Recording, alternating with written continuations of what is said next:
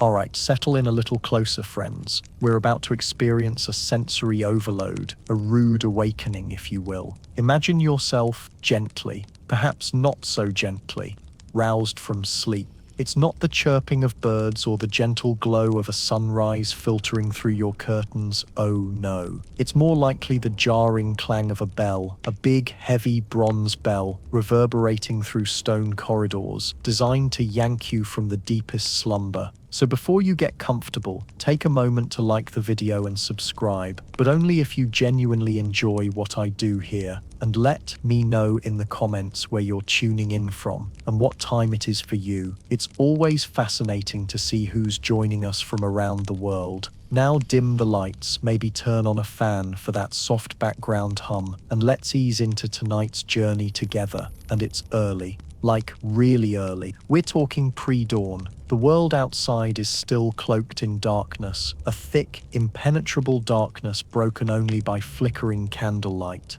This isn't a suggestion, it's a summons. You're expected, needed. The divine office waits for no one, and certainly not for sleepy monks. As you fumble your way out of bed, and let's be clear, this isn't your plush, pillow-top mattress with memory foam. This is probably a thin, straw-filled tick, maybe with a scratchy wool blanket, if you're lucky. Imagine that first, shocking contact with the cold stone floor. A chill seeps straight into your bones, banishing any lingering warmth from sleep. Remember, central heating is, shall we say, a few centuries away. Then there's the smell. Oh, the smell. It's a complex olfactory cocktail, a potent mix of incense clinging faintly to the air, mingling with the pervasive odor of damp stone, unwashed bodies, and well, let's just say limited sanitation. Centuries of incense permeating every brick, every rafter in that monastery. Overlaying that you've got the scent of humanity. Not the best side of it either.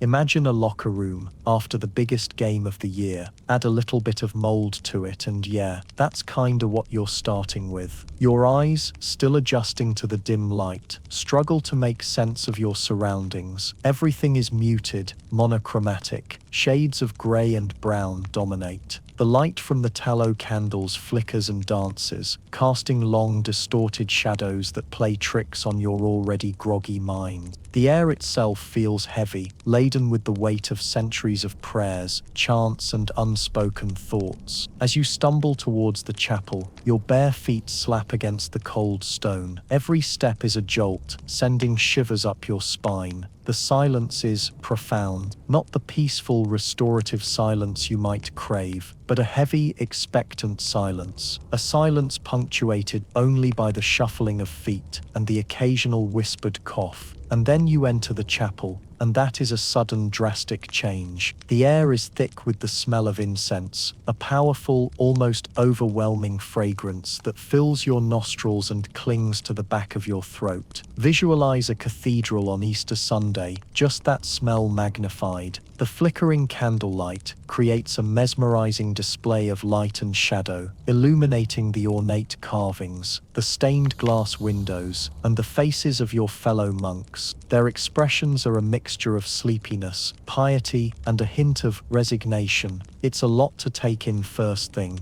I mean, imagine going from a dark room, freezing cold, straight into a space that smells so strongly of incense. The sheer scale of the chapel, the soaring arches, and the intricate details can be both awe-inspiring and intimidating. It's a space designed to inspire reverence, to remind you of the power and majesty of God, but it's also designed to make you feel small, tiny, insignificant. Now the sound. The chanting begins, the Gregorian chanting. It's a haunting ethereal melody, a chorus of male voices rising and falling in unison. The sound reverberates through the stone walls, enveloping you in its ancient embrace. It's beautiful, undeniably beautiful, but it's also relentless. It goes on, and on, and on. There's no escaping it. It fills the space. It fills your ears. It fills your mind, even if you don't understand Latin. And chances are, you probably don't. The sheer repetition of the words, the hypnotic rhythm of the chant, begins to seep into your subconscious. Now try standing. 4 hours, on that cold stone floor.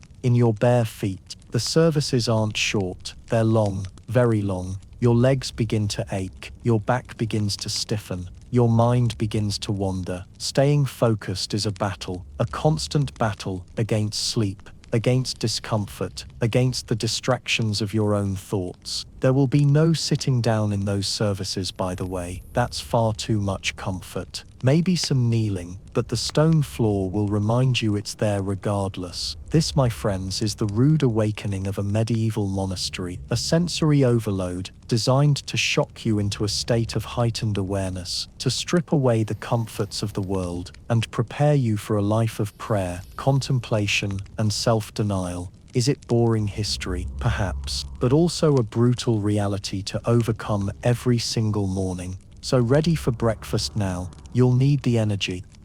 All right, let's really settle in now and talk about food, or rather the lack of it. Because life in a medieval monastery wasn't exactly a culinary adventure, folks. Think less master chef, more miserable chef. The monastic diet was a carefully curated exercise in deprivation, designed to suppress earthly desires and supposedly bring one closer to God. But honestly, it probably just made everyone really, really grumpy. Now keep in mind, this wasn't some blanket, one-size-fits-all starvation diet. Different orders, different monasteries, different times, they all had slight variations. But the underlying principles were pretty consistent: moderation, simplicity, and a distinct lack of anything remotely pleasurable. Let's start with the basics. Bread was, as you might expect, a staple. But don't go picturing fluffy sourdough or artisan loaves. We're talking coarse, dark, whole grain bread, often made from barley or rye. Wheat was more expensive, so it was less common,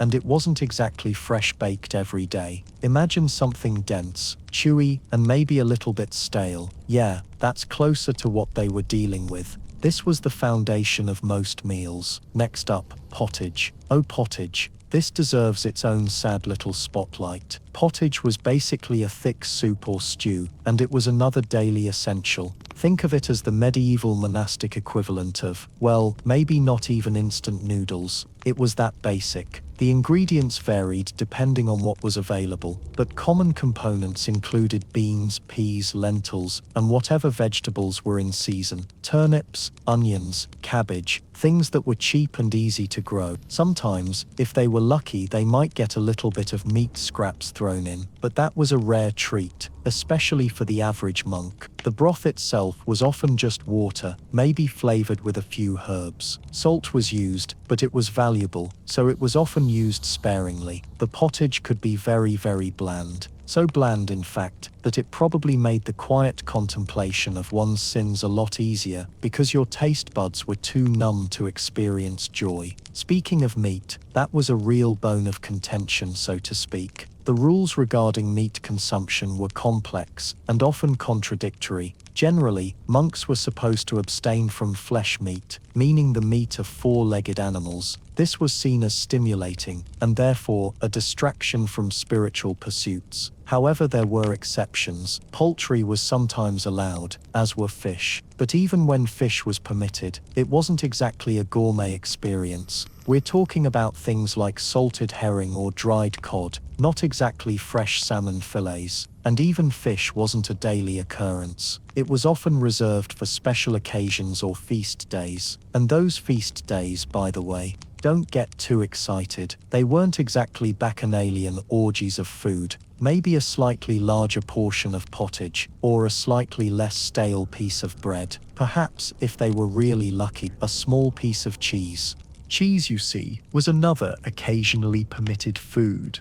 Again, nothing fancy. Usually, it was a hard, aged cheese made from sheep's or goat's milk. Something that could be stored for a long time. It could be a valuable source of protein, but just a small amount. Eggs, similarly rare. They weren't explicitly forbidden, but they weren't exactly encouraged either. They were considered a bit too luxurious. Fruits and nuts also featured occasionally. apples, pears, berries, whatever was locally available and in season. Nuts were a good source of protein and fat, but they were often expensive, so they were used sparingly. What about drinks? Well, water was the most common beverage, obviously, but monasteries often brewed their own beer or ale. This wasn't for pleasure, mind you. It was often considered safer than the local water supply, which could be questionable, to say the least. But monastic beer was usually weak and watery. Again, not exactly something you'd rave about. Wine was also sometimes available, particularly in monasteries located in wine-producing regions, but it was often heavily diluted with water. The goal wasn't to get drunk, but rather to, well, hydrate, I guess. And that, my friends, is pretty much it.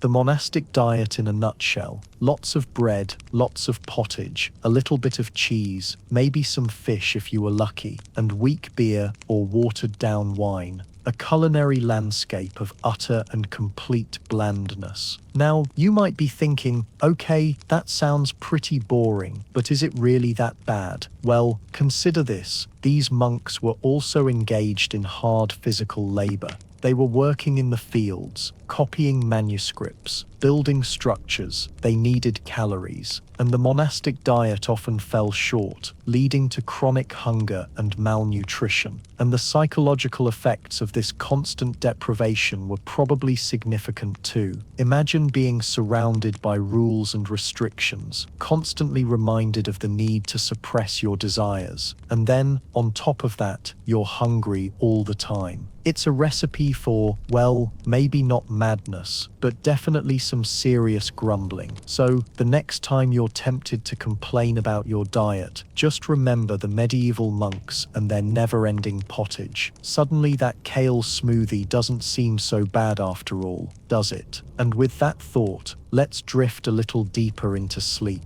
grateful for the abundance of flavor that surrounds us. All right, settle in, make yourself comfy. We're about to talk about the daily grind in a medieval monastery, and trust me, grind is putting it mildly. This wasn't some relaxing spiritual retreat with yoga and organic smoothies. Think more, constant physical labor with the occasional Gregorian chant thrown in. So imagine waking up way before sunrise. We're talking like 3 a.m., maybe 4 a.m. on a really good day. You're probably cold, stiff, and definitely not a morning person. But hey, rules are rules, and monasteries, they had a lot of rules. The first thing on the agenda, matins, the first of the canonical hours. Basically, a lengthy prayer service. This involved a lot of standing, chanting, and trying not to fall asleep. Remember, you're exhausted. And the lighting is probably terrible, just a few flickering candles. After matins, maybe a bit of time for private prayer or study. But don't get too comfy,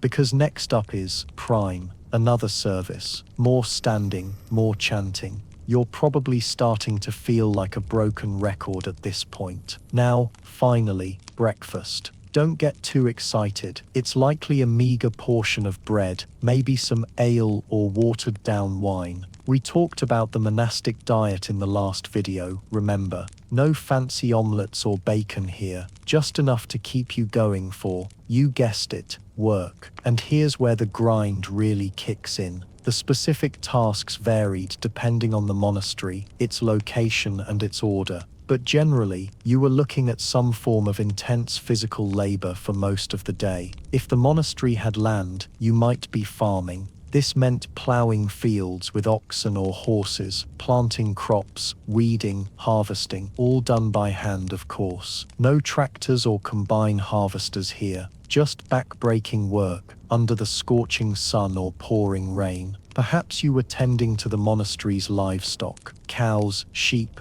pigs. They all needed feeding, watering, and cleaning up after. And let's be real, medieval animal husbandry wasn't exactly known for its sanitation. Think lots of mud, manure, and, well, let's just say your nose wouldn't thank you. Other monks might be assigned to the monastery's workshop, blacksmithing, carpentry, brewing, baking. These were all essential skills for self-sufficiency. Blacksmithing, especially, was incredibly demanding. Hours spent hammering hot metal, shaping tools and implements, and the risk of burns and injuries was constant. If the monastery was involved in producing goods for sale, the workload could be even heavier. Monks might be crafting textiles, producing wine or beer, or even mining resources from nearby lands. And remember, all of this was done without modern machinery. Every step of the process relied on human muscle power. Let's not forget about the construction and maintenance of the monastery itself. These buildings were often massive stone structures, and they required constant upkeep.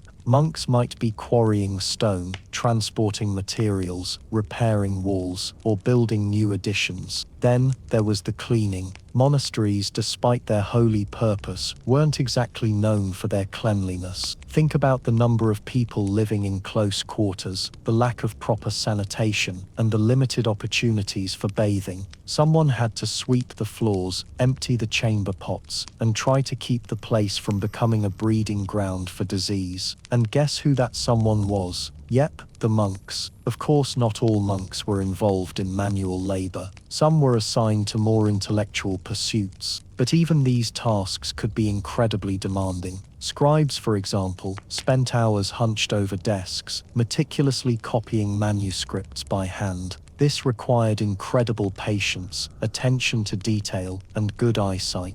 The lighting was often poor, and the risk of eye strain and back problems was significant. And then there were the services: terrace, sext, and nun. More chanting, more standing, more, well, you get the picture. These services punctuated the day, breaking up the monotony of the labor, but also adding to the overall fatigue. Finally, around sunset, you'd get a meager supper. Probably something similar to breakfast, bread, maybe some soup or vegetables. And then, Vespers, another service. After Vespers, maybe a bit of time for private prayer or study, but not too much, because then it's Compline, the final service of the day. And after that, silence. Total silence. No talking, no whispering, no nothing. Time for bed. And even sleep wasn't guaranteed to be restful. Monks often slept in dormitories, in simple beds with straw mattresses. Noise and discomfort were common. And then, in just a few hours, it was time to wake up and do it all over again.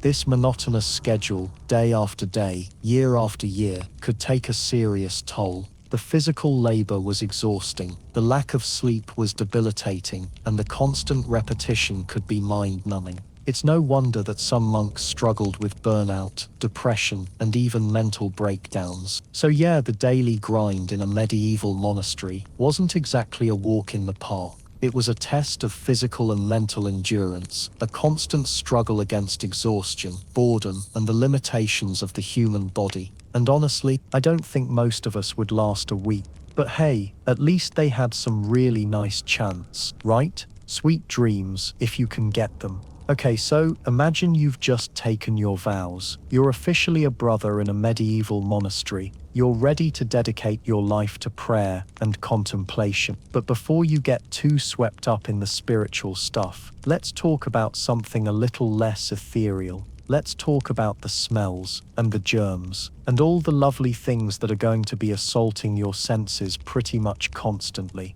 Because life in a medieval monastery, it wasn't exactly known for its pristine conditions. We're calling this segment Hygienic Horrors, the lack of sanitation and the prevalence of disease. Prepare yourselves, this might get a little descriptive. So right off the bat, let's address the elephant, or maybe the overflowing chamber pot in the room, sanitation, or rather, the distinct lack of it. We're talking about a time long before indoor plumbing, before widespread understanding of germs, and before the concept of, regularly washing your hands after, well, anything. Most monasteries had some form of latrine. Usually, it was a communal affair, often just a row of seats, or even just holes in a bench, positioned over a pit or a running stream. Privacy? Pretty much non-existent. Comfort? Don't even think about it. And the smell? Well, I'm sure you can imagine. Think public toilet at a music festival, but, medieval, and without the vaguely amusing graffiti. Now, these latrines might be cleaned out periodically. Maybe, if the abbot was feeling particularly civic-minded, or if the stench became truly unbearable. But, let's be honest, that wasn't exactly a top priority. And of course, the waste had to go somewhere. Usually, it was dumped into a nearby river or stream, which naturally was also the source of the monastery's drinking water. I know, it's not exactly a refreshing image, is it? But hey, at least you're getting some fluids, right? And on the plus side, it's likely you'd build up a pretty robust immune system or, die of dysentery. It was kind of a toss-up, really. Speaking of water, bathing, or, again, the distinct lack thereof. Monks were supposed to bathe. The rule of Saint Benedict, which governed many monasteries, actually stipulated it. But how often? Well, that's where things get a little vague. Some interpretations suggested bathing only a few times a year, maybe at Christmas, maybe at Easter, and of course, if you were sick. Because, that made perfect sense. Now, there were a few monasteries that were a little more progressive, shall we say. They might have had a communal bathhouse where monks could wash themselves a bit more frequently. But even then, it wasn't exactly a spa day. We're talking about cold water, shared towels, and a distinct lack of soap. Remember, soap was a luxury item back then, not something readily available to the average monk. So you can imagine the aroma that permeated the monastery. A delightful blend of unwashed bodies, stale food, and overflowing latrines. And of course, the ever-present scent of illness. Because, let's be clear, disease was rampant. Remember, they didn't have a clue about germ theory. They didn't know that invisible microbes were causing all these problems. They thought illness was caused by imbalances in the humors, blood, phlegm, yellow bile, and black bile. So, their treatments were, well, let's just say they weren't exactly effective, and sometimes they were downright harmful. Common ailments included everything from the common cold to, well, the not-so-common plague. Tuberculosis was a major killer, as was dysentery, typhoid, and various skin infections. And of course, there were the occasional outbreaks of truly horrifying diseases, like smallpox and leprosy. Imagine being surrounded by people coughing, sneezing, and generally feeling miserable, and knowing that you're probably next, and that the best you can hope for is some herbal tea and a prayer. Not exactly reassuring, is it? And of course, the lack of sanitation only made things worse. Flies, rats, and other vermin thrived in the unsanitary conditions, spreading disease even further. It was a vicious cycle of filth, illness, and, well, eventual demise. So, yeah, life in a medieval monastery wasn't exactly a paragon of hygiene. It was smelly, it was unsanitary, and it was incredibly dangerous. But, hey, at least you were doing it all for God, right? Just try not to think too much about where that drinking water came from. Pleasant dreams. Alright, settle in, because we're about to talk about sleep. Or rather, the distinct lack of it, in a medieval monastery. You might think monks spent their days in quiet contemplation, drifting off for peaceful naps in sun-drenched gardens, and sometimes they did.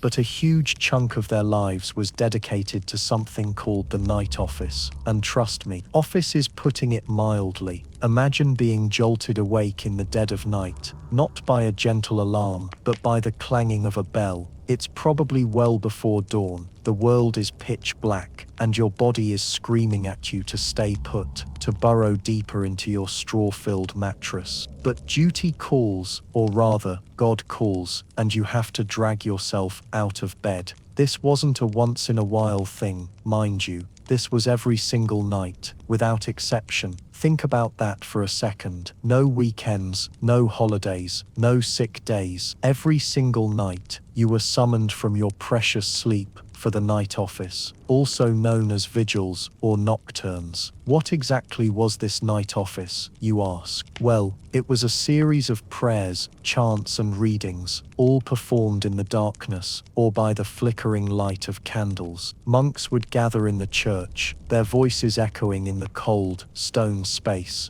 They'd recite psalms, often multiple times, listen to readings from scripture, and engage in a whole lot of call and response. Now, remember, these were pre-electricity days. So imagine trying to read from a heavy handwritten book in the dim light, squinting, straining, trying to make out the words. And if you drifted off, well, let's just say there were ways to keep you awake. A gentle nudge from a fellow monk perhaps, or maybe a harsher reminder from the abbot. The length of the night office varied depending on the time of year, the feast day, and the particular monastic order. But it could easily last for several hours. That's several hours of standing, chanting, and trying to stay awake in the middle of the night. Now, you might be thinking, okay, that sounds unpleasant, but surely they could catch up on sleep later. And that, my friends, is where the real sleep deprivation kicks in. Because after the night office, there was very little time to rest before the day began in earnest. The monastic day was meticulously structured, filled with more prayer, more work, and more obligations. There was matins, lauds, prime, terce, sext, none, vespers, and compline. Each hour of the day was marked by a specific service, and each service meant more standing, chanting, and praying. In between these services, monks were expected to perform manual labor. This could involve anything from farming and gardening to cooking and cleaning. Some monks worked in the Scriptorium, painstakingly copying manuscripts. Others tended to the sick or the poor. The point is, there was very little downtime, and even when there was a brief respite, silence was usually enforced. So no chatting, no relaxing, no catching up on missed sleep. Just quiet contemplation, which, let's be honest, is really hard to do when you're desperately tired. What was the impact of all this sleep deprivation? Well, it wasn't pretty. Imagine trying to concentrate on complex theological texts when your brain is foggy and your eyes are burning. Imagine trying to perform delicate surgical procedures or carefully copy manuscripts when your hands are shaking with exhaustion. Sleep deprivation also took a toll on the monk's mental and emotional well-being. It led to irritability, mood swings, and difficulty concentrating. It made it harder to resist temptation, to stay focused on spiritual goals. It created an environment where even small disagreements could escalate into major conflicts. And of course, it weakened the monks' immune systems. Sleep is crucial for a healthy immune system, and without enough of it, the monks were more susceptible to disease. This was a major problem in the medieval period, when disease was already rampant. So why did they do it? Why subject themselves to such a grueling schedule? Well, the monks believed that sleep was a form of indulgence, a distraction from God. They saw the night office as a way to overcome their physical desires, to prove their devotion, and to connect with the divine. They thought fighting sleep and praying would keep the devil away. They believed that by sacrificing their sleep, they were offering a valuable service to God and to the world. They were praying for the salvation of souls, for the well-being of the community, and for the peace of the world. And perhaps, in some ways, they were right. Perhaps the constant rhythm of prayer and work did provide a sense of structure and meaning. Perhaps the shared experience of sleep deprivation created a bond between the monks. But from a modern perspective, it's hard to escape the conclusion that the monks were severely sleep deprived, and that this sleep deprivation had a significant impact on their physical, mental, and emotional well-being. So the next time you're tempted to hit the snooze button, remember the medieval monks. Remember their dedication, their sacrifice, and their distinct lack of sleep, and be grateful for the modern comforts that allow us to get a good night's rest. Because trust me, you wouldn't have survived a single week of the monastic night office. Now, shh, let's get back to sleep. All right, settle in, friends. let's talk about something that probably sounds pretty good right about now: limited interaction. Now, imagine a life where conversations, well, they're not exactly buzzing around every corner. I mean, picture a monastery, stone walls, quiet corridors, and rules. Lots and lots of rules. We're not talking polite requests here, but seriously enforced regulations on when, how, and even if you could chat with your fellow monks. So picture yourself newly arrived, eager to maybe make some friends, or at least figure out where the good bread is hidden. But nope, the monastic life prized silence. Big time. They thought of talking, particularly idle chatter, as a major distraction. It could lead to temptation, spread rumors, and just generally muck up the spiritual vibes. The idea was that your focus needed to be laser-locked on God, prayer, and your assigned duties. Chit-chat, a detour on the path to enlightenment. A pretty big detour. The most obvious rule was, of course, periods of total silence. Most monasteries had specific times, usually after compline, that's the last service of the day, right before bed, all the way through to after prime, which is the first service in the morning. So that's a good chunk of the night and early morning, completely silent. But it wasn't just about designated quiet hours. Many monasteries took this concept even further, encouraging silence throughout the day, too. Think about eating, for instance. Meals were often eaten in complete silence, while one monk read aloud from scripture. No asking your neighbor to pass the salt, no commenting on the questionable flavor of the stew, just quiet chewing and contemplation, hopefully. Of course, absolute silence all the time is, well, impossible, and also kind of cruel. So what did they do? Well, some monasteries developed elaborate sign languages. Think a super specific version of Shiraz, but where the stakes were getting permission to speak or just requesting a needle. These sign languages could be incredibly complex, with signs for everything from specific books to different types of food to, I don't know, the abbot's bad mood that day. However, using these signs still wasn't a free-for-all. You generally only used them when absolutely necessary, and even then, in specific locations. Talking in the dormitories, almost always a no-go. The library, probably frowned upon, unless it was directly related to your studies. The only places that conversations were even remotely tolerated were often in designated areas, like the cloister, the covered walkway around the courtyard, or the scriptorium, if you were working on manuscripts. And even in those places, it wasn't exactly a lively discussion. You usually had to get permission to speak. Seriously. You'd have to approach a senior monk and explain why you needed to talk, and if they didn't deem it important enough, silence. What was considered an acceptable topic of conversation? Certainly not gossip. Anything that smacked of complaining was out. Discussions about theology or scripture, generally okay, if approached with the right level of seriousness. Talking about practical matters related to your work, also usually permitted,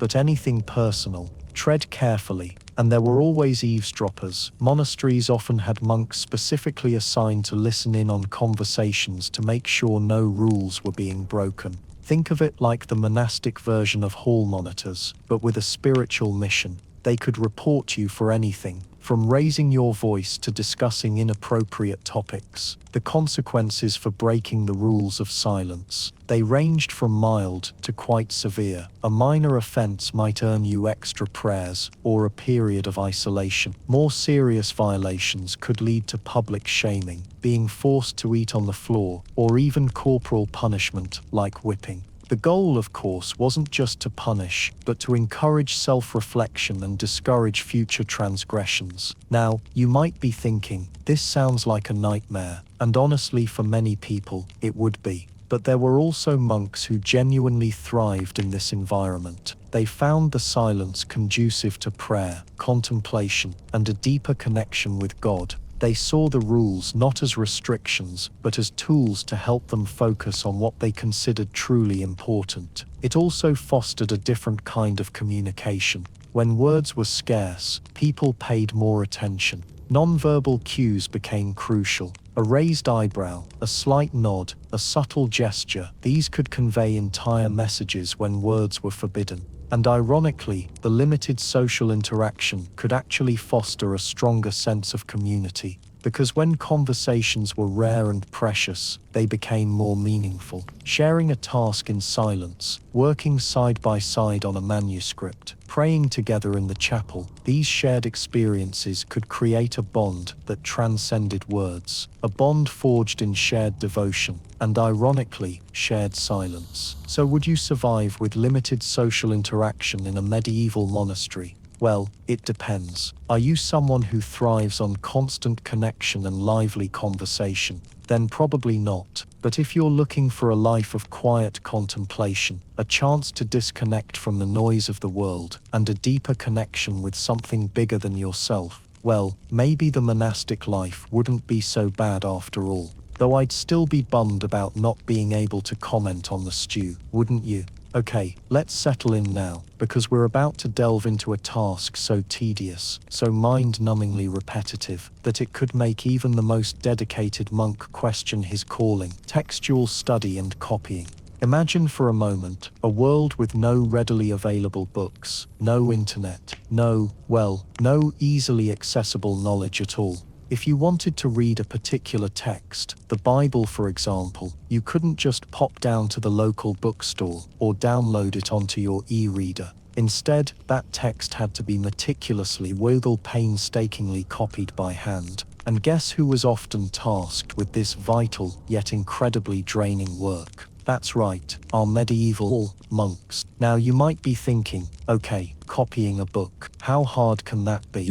And honestly, with a modern laptop and a cup of coffee, it doesn't sound too terrible. But let's break down the reality for our medieval brethren, and you'll quickly see why this was far from a simple task. Firstly, the conditions. Forget about ergonomic desk chairs and adjustable lighting. A monk would likely be perched on a simple wooden stool, hunched over a slanted writing surface in a dimly lit scriptorium. Natural light was precious, and artificial light sources were often unreliable and smoky. Candles, rushlights, or oil lamps provided the illumination, casting flickering shadows that danced across the parchment, making it difficult to see clearly. Imagine trying to concentrate on intricate lettering while constantly battling eye strain and the oppressive smell of burning oil. And parchment itself, the writing material, wasn't exactly like our smooth, mass-produced paper. Parchment was made from animal skin, typically sheep, goat, or calf, that had been scraped, stretched, and treated. It could be uneven in texture and prone to imperfections like holes or blemishes. These imperfections added another layer of difficulty to the copying process, requiring the monk to carefully navigate around them, perhaps even altering the layout of the text to accommodate the flaws. Then there were the tools. Forget ballpoint pens or even fountain pens. Monks wrote with quills, typically made from goose feathers. These quills needed to be carefully cut and shaped with a special knife, and they required frequent sharpening. A dull quill would produce thick, uneven lines, while a poorly sharpened quill could scratch or tear the parchment. Ink, too, was a finicky substance. It was usually made from natural ingredients like oak galls, iron salts, and gum arabic. The ink had to be carefully mixed and stored, and its consistency could vary depending on the weather and the quality of the ingredients. If the ink was too thin, it would bleed into the parchment. If it was too thick, it would clog the quill. The process of copying itself demanded incredible focus and accuracy. Monks were tasked with replicating the text exactly as it appeared in the original manuscript. This meant paying attention to every letter, every punctuation mark, every abbreviation. Mistakes were easy to make, and even a small error could alter the meaning of the text. If a mistake was made, it couldn't simply be erased. The monk would have to carefully scrape away the ink with a knife, which could damage the parchment and make it difficult to write over. Sometimes, an entire page would have to be discarded and started again. Talk about frustrating. And it wasn't just about copying the words accurately. Monks were also expected to maintain a consistent handwriting style throughout the entire manuscript. This meant mastering a particular script, such as Carolingian minuscule or Gothic script, and adhering to its rules meticulously. Each letter had to be formed in a specific way, with the correct angles, curves, and proportions. Imagine trying to maintain perfect consistency in your handwriting for hours on end, day after day. Your hand would cramp, your eyes would blur, and your mind would wander. Furthermore, many monks were copying texts in languages that they didn't fully understand. Latin was the language of scholarship in the Middle Ages, but not every monk was fluent in it. This meant that they were often copying words and phrases without fully grasping their meaning, which increased the likelihood of errors. It's one thing to copy something when you understand what it says, but quite another when you're just mindlessly reproducing symbols. The sheer length of some of these texts was also a major challenge. A complete Bible, for example, could take months, even years to copy.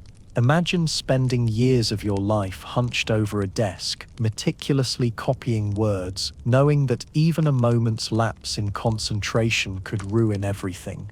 It's no wonder that some monks wrote little messages in the margins of their manuscripts, expressing their boredom, frustration, or even their relief at reaching the end of a particularly difficult passage. So as you can see, textual study and copying in a medieval monastery was far from a relaxing pastime. It was a demanding, time-consuming, and often frustrating task that required incredible patience, focus, and dedication. While it certainly provided a valuable service, preserving knowledge for future generations, it also came at a significant cost to the monks who performed it. I don't know about you, but I think I'd rather stick to my e-reader. Wouldn't you? Alright, let's settle in a bit deeper tonight, shall we? We've talked about the harsh realities of medieval monastic life, the back-breaking labor, the meager food, the lack of hygiene. It's a lot, isn't it? But now let's turn inward, to the quieter, but no less intense battleground, the spiritual struggle. Because living in a monastery wasn't just about surviving the physical hardships, it was about wrestling with your faith, your temptations, and your own nagging doubts. Imagine dedicating your entire life to God, shutting yourself off from the world to pursue spiritual perfection. Sounds peaceful, maybe? But the reality was often far from it. Monks weren't saints the moment they entered the monastery gates. They were human beings, just like us, with all the same flaws, desires, and insecurities. The difference was, they were now expected to suppress all of that, to constantly strive for a higher spiritual. One of the biggest challenges was simply maintaining the fervor of their faith. Think about it. Day in, day out, reciting the same prayers, reading the same scriptures, performing the same rituals. It's easy for anything to become routine, even faith, and when faith becomes routine, it can become empty. Doubts start to creep in. Is this all there is? Is God really listening? Am I truly worthy? These weren't just abstract philosophical questions, they were deeply personal struggles that could shake a monk to his core.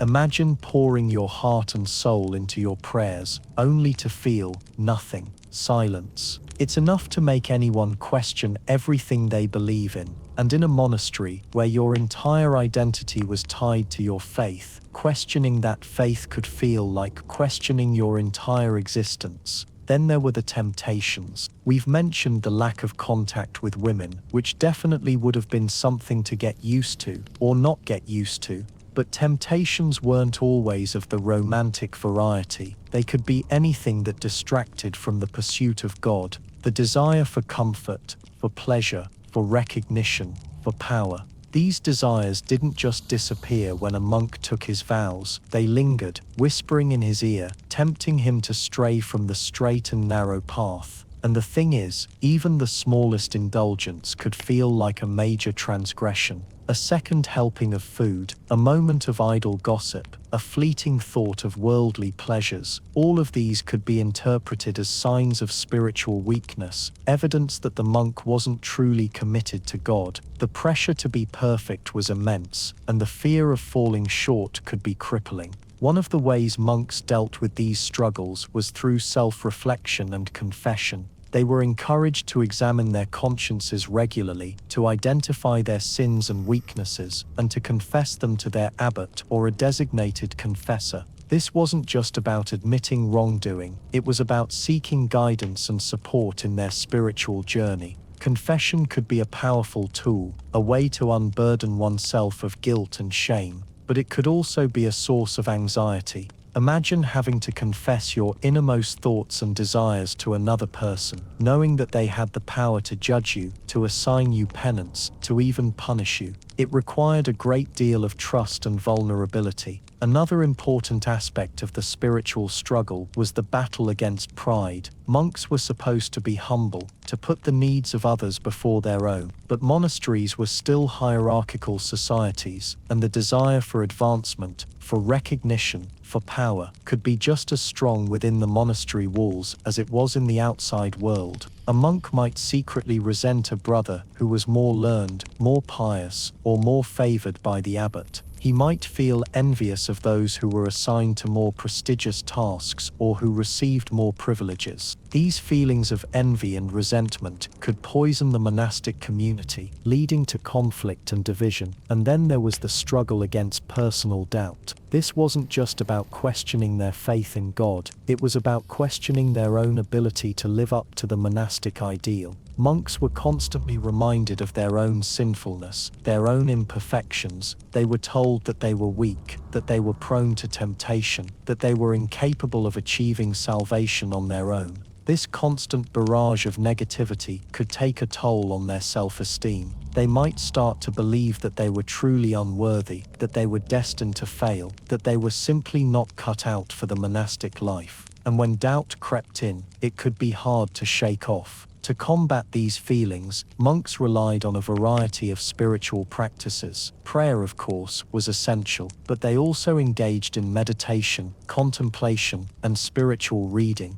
They sought guidance from their abbot, their confessor, and their fellow monks. They reminded themselves of the promises they had made to God, and they reaffirmed their commitment to the monastic ideal. But even with all these efforts, the spiritual struggle was a constant ongoing battle. There were good days and bad days, times of clarity and times of doubt, moments of triumph and moments of despair. The monastic life wasn't a path to instant enlightenment. It was a long, arduous journey, full of challenges and setbacks. And in a way, that's what makes it so relatable. Because we all struggle with our own faith, our own temptations, and our own doubts. We may not live in a monastery, but we all face our own inner demons. And like those medieval monks, we have to find ways to cope, to persevere, and to keep striving for something higher, something better.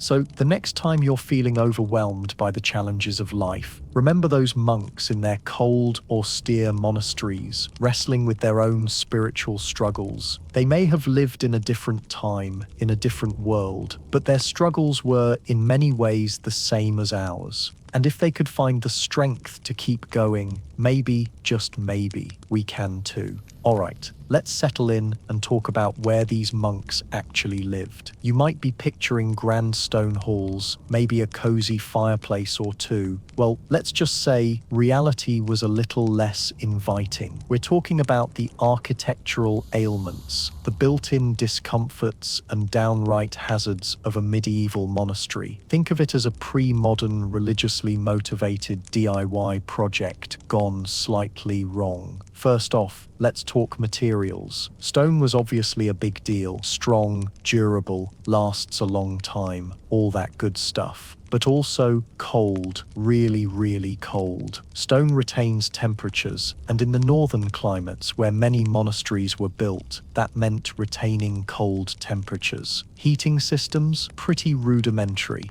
Maybe a central hearth in the refectory, the dining hall, but radiating heat, not exactly efficient. Your private cell, if you were lucky enough to have one, was probably freezing. Imagine trying to concentrate on scripture when your fingers are so numb you can barely hold a quill. And it wasn't just the cold, dampness was a constant companion. Stone walls, especially older ones, tend to weep. Moisture seeps in, creating a clammy atmosphere that promotes mold, mildew, and a general feeling of unpleasantness. Think perpetually slightly damp socks. Fun, right? Then there's the lighting. Remember, no electricity. Sunlight was your primary source of illumination. That's fine in the summer, maybe, but what about those long winter months? Days were short, and the windows, often small and high up for defensive purposes, didn't let in much light anyway. The Scriptorium, where monks copied manuscripts, was probably the best lit room, but even there, it was dim, requiring intense concentration and straining the eyes. Candlelight was used, of course, but candles were expensive, smoky, and a fire hazard. Imagine squinting at tiny lettering in flickering candlelight for hours on end. It's a recipe for headaches, eye strain, and probably a fair few transcription errors. Speaking of fire hazards, let's talk about thatches. Many monastic buildings, especially the outbuildings or those belonging to poorer orders, had thatched roofs. Picture this: dry straw, easily ignited, providing a nice warm home for rodents and insects. Lovely. Fire was a constant threat, and a single spark could turn the whole monastery into a roaring inferno. Imagine the fear of waking up in the middle of the night to the smell of smoke, knowing that escape routes were limited and that your entire life's work, not to mention your life itself, was about to go up in flames. Now, let's talk about ventilation, or rather, the lack thereof. Those small windows, they weren't just stingy with light, they were also stingy with fresh air. Combine that with the close quarters, the unwashed bodies, and the general lack of hygiene we discussed earlier, and you've got a recipe for, well, let's just say the air wasn't exactly crisp and invigorating. Think stagnant, stuffy, and faintly off. And it wasn't just the air quality inside. The buildings themselves could be hazardous. Uneven stone floors, poorly maintained staircases, and dark corridors were all tripping hazards, especially at night. A broken ankle wasn't just an inconvenience. It could be a life-threatening injury in a time before modern medical care. Imagine navigating a dark, winding staircase after a long day of labor, knowing that one wrong step could send you tumbling down. Let's not forget the acoustics. Stone buildings are echoey. Every footstep, every cough, every chanted prayer reverberates through the halls. While this might sound atmospheric, it could also be incredibly distracting, especially during periods of required silence. Imagine trying to meditate in a space where every little noise is amplified and prolonged. And then there's the plumbing, or again, the distinct lack thereof. Toilets, if they existed at all, were often rudimentary affairs, located outside the main buildings and exposed to the elements. Imagine trekking to the latrine in the middle of a freezing winter night. Not exactly a pleasant experience. Waste disposal was also a problem. Sewage often ended up in nearby rivers or streams, contaminating water supplies and contributing to the spread of disease. Finally, let's think about the overall design. Monasteries were built for function, not comfort. The emphasis was on practicality, efficiency, and defense. Aesthetics were secondary, if they were considered at all. The result was often a collection of stark, unadorned buildings that, while impressive in their scale and solidity, were hardly welcoming or inviting. Imagine spending your entire life in a space that felt more like a fortress than a home. So, there you have it. Architectural ailments galore. Cold, damp, dark, smelly, hazardous, and generally uncomfortable. It's perhaps easy to see how the physical environment of a medieval monastery could take a toll on a monk's well-being, adding another layer of challenge to their already demanding spiritual and physical lives. And remember, there was no calling maintenance or complaining to management back then. You simply learned to accept the discomforts as part of your devotion. Sweet dreams, everyone.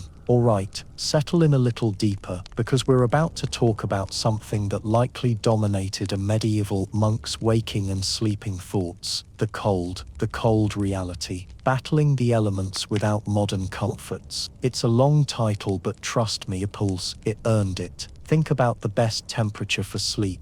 Maybe a nice crisp 65 degrees Fahrenheit, right? Now, imagine that's a goal temperature, a fantasy.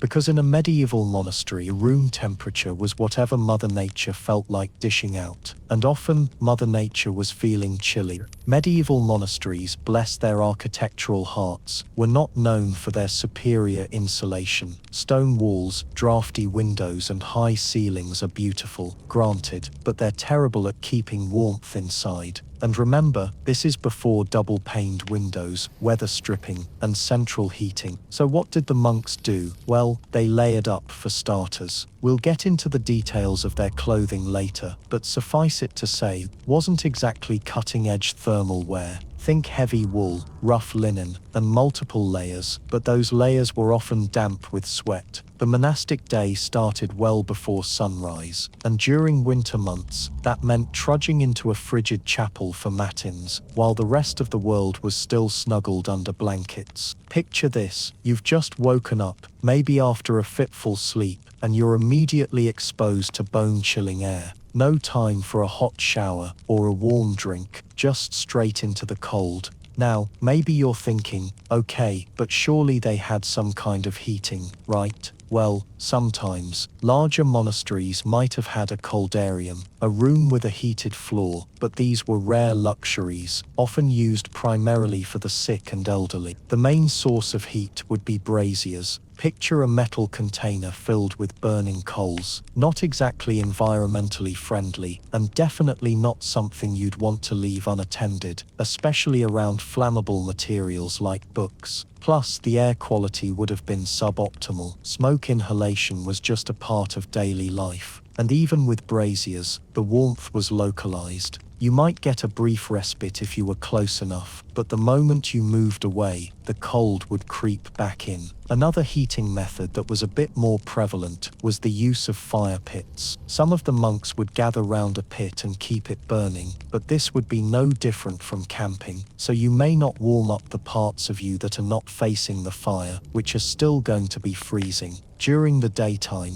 monks were often engaged in physical labor. They might be working in the fields, tending to the gardens, or chopping wood. This generated some heat, sure, but it also meant being exposed to the elements, often for hours at a time. Imagine trying to copy manuscripts in the Scriptorium with numb fingers, unable to properly grip your quill. Precision was essential, and the cold made it infinitely harder. And speaking of the Scriptorium, those stone buildings could feel damp and cold during the winter months. There was probably limited sunlight coming through the windows, and that would make the monks colder as well. The cold wasn't just a matter of discomfort, it had a direct impact on health. Hypothermia was a constant threat, especially for those who were already weakened by illness or malnutrition. And the cold also made people more susceptible to other diseases. A weakened immune system is more vulnerable to infections. Simple colds could easily turn into pneumonia. Then there's the issue of water. Imagine trying to wash your face with icy water in the morning, or having to break the ice on a bucket to get drinking water. Even something as simple as getting a drink of water could be a teeth-chattering experience. Now, let's not forget the opposite extreme. During the summer months, those same stone walls that held in the cold also trapped in the heat. Imagine trying to sleep in a small cell with little to no ventilation, the sun beating down on the stone walls all day. So whether it was the bone-chilling cold of winter or the oppressive heat of summer, medieval monks were constantly battling the elements. They had no thermostats, no air conditioning, and no easy way to escape the extremes of temperature. Their lives were a constant negotiation with the natural world, a reminder of their vulnerability and dependence on something bigger than themselves. It's easy to romanticize the medieval era, to picture monks as serene figures lost in contemplation, but the reality was often much more uncomfortable. They were cold, they were often damp, and they had to find ways to cope with a level of physical discomfort that most of us can barely imagine. So next time you crank up the thermostat, take a moment to appreciate the simple luxury of a consistently comfortable temperature. It's something those medieval monks could only dream of. Alright, settle in a little deeper, because next we're going to talk about something that probably plagued our medieval monks even when they were trying to sleep: their clothes. Garment grievances, we might call it. Itchy fabrics, uncomfortable layers, and the constant chill. It wasn't exactly a fashion show in the monastery, was it? Let's start with the basics. Forget soft, breathable cotton. Say goodbye to your cozy fleece pajamas. The fabrics available to our monks were, well, let's just say they prioritized practicality and durability over comfort. Think rough, coarse wool, often undyed. Imagine wearing a burlap sack that's been pre-worn by a sheep. That's pretty much the sensory experience we're aiming for. This wool, you see, was economical, relatively cheap to produce. It kept you warm, ostensibly. The problem, of course, was that it was incredibly itchy, especially if you were prone to any kind of skin sensitivity. And trust me, in an environment with limited bathing, skin sensitivity was probably a widespread phenomenon. Imagine the constant, unrelenting prickle against your skin, day in and day out. It's enough to drive anyone a little bit batty, isn't it? And it wasn't just the wool. Linen was used as well, particularly for undergarments. Now, linen can be quite nice, eventually,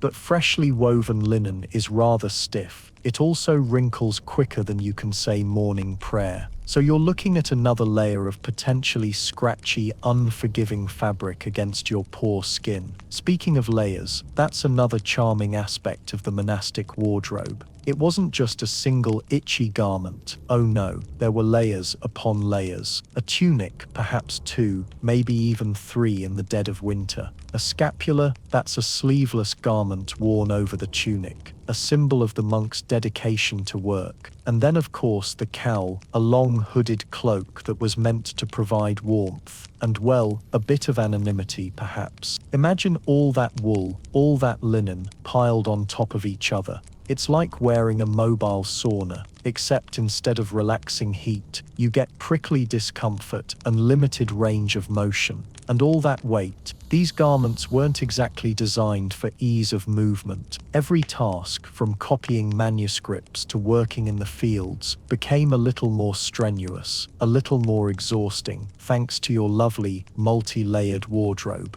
And remember, these weren't exactly bespoke, tailored pieces. Monastic clothing was made in bulk, designed to fit, well, generally, ill-fitting sleeves that were too long or too short, hems that dragged on the ground, collecting mud and other unpleasantries, necklines that chafed. It was a constant battle against the tyranny of poorly designed, mass-produced garments. Now you might think all these layers would keep you nice and toasty, especially during those long cold nights in the unheated monastery. And sometimes they probably did, but more often than not, the reality was a constant chill. Those stone buildings were incredibly drafty, you see, wind whistling through cracks in the walls, under ill-fitting doors, and even through the poorly glazed windows. So imagine you're sitting in the Scriptorium, trying to focus on copying scripture, your fingers numb with cold, your nose running, your teeth chattering, all while wearing multiple layers of itchy, uncomfortable wool. It's not exactly conducive to concentration, is it? The thing is, our monks didn't have the luxury of popping on a down jacket or turning up the thermostat. They were stuck with what they had, and what they had was, well, let's just say it wasn't exactly designed for comfort. And washing, you ask? Ah yes, washing. That's another fascinating aspect. Monastic rules often prescribed limited washing of garments. Remember we spoke about the concept of cleanliness earlier. Clothes weren't washed regularly, perhaps once or twice a year, if you were lucky. Think about that for a moment. All that sweat, all that grime, all that monastic life, building up in the fibers of your clothing. The smell alone, well, it's probably best not to dwell on it too much. So you're basically wearing a walking, talking, itchy, smelly biohazard suit, a testament to the durability of wool and linen, and the remarkable adaptability of the human body and nose. The colors, or rather the lack of color, also contributed to the overall, let's call it, ambience. Most monastic garments were undyed, the natural color of the wool or linen. Think drab browns, greys, and creams. Nothing to brighten the spirits, nothing to lift the mood. It was all part of the monastic aesthetic. Of course, humility, simplicity, detachment from worldly concerns. But still, a little pop of color couldn't hurt, could it? But it wasn't just about comfort, or the lack thereof. The monastic wardrobe was also a symbol of poverty, of humility, of detachment from the material world. By wearing these simple, uncomfortable garments, the monks were constantly reminded of their vows, their commitment to a life of austerity and devotion. So while you might be tempted to pity our monks for their itchy, uncomfortable clothes, remember that they were also a deliberate choice, a physical manifestation of their spiritual aspirations, a constant, tangible reminder of their commitment to a life of poverty, obedience, and, well, a slight degree of sartorial suffering, shall we say. And as you drift off to sleep, just be thankful for your soft pajamas, your breathable fabrics, and your access to modern washing machines. Because life in a medieval monastery, even when you were trying to sleep, was a constant battle against the tyranny of itchy wool and the relentless chill of unheated stone. Pleasant dreams, everyone. All right, settle in, because we're about to delve into one of the least appealing aspects of monastic life, the rather horrifying state of medical care. Now I know what you're thinking. Monks, weren't they supposed to be all about healing and herbs and that sort of thing? And well, sometimes yes, but the reality was considerably less glamorous. Imagine a world without antibiotics, without even a basic understanding of germ theory. Your body is a mysterious and often traitorous vessel, and the best way to treat it is often guessing. This, my friends, was the world of medieval medicine. Inside the monastery, if you fell ill, your fate was largely in the hands of the infirmarian, the monk in charge of the sick. Now, some infirmarians were undoubtedly skilled and dedicated, possessing a decent knowledge of herbal remedies passed down through generations. They might have been able to concoct a soothing tea for a cough, or apply a poultice to a wound. But let's be honest, their medical training probably consisted of, at best, reading ancient texts and observing what seemed to work, or more often, what didn't visibly kill anyone. The causes of illness were generally attributed to imbalances in the humors: blood, phlegm, yellow bile, and black bile. If you were feeling under the weather, it probably meant you had too much of one of these. And how to fix that? Well, often by getting rid of whatever was in excess, which brings us to one of the most charming and terrifying medical practices of the time: bloodletting.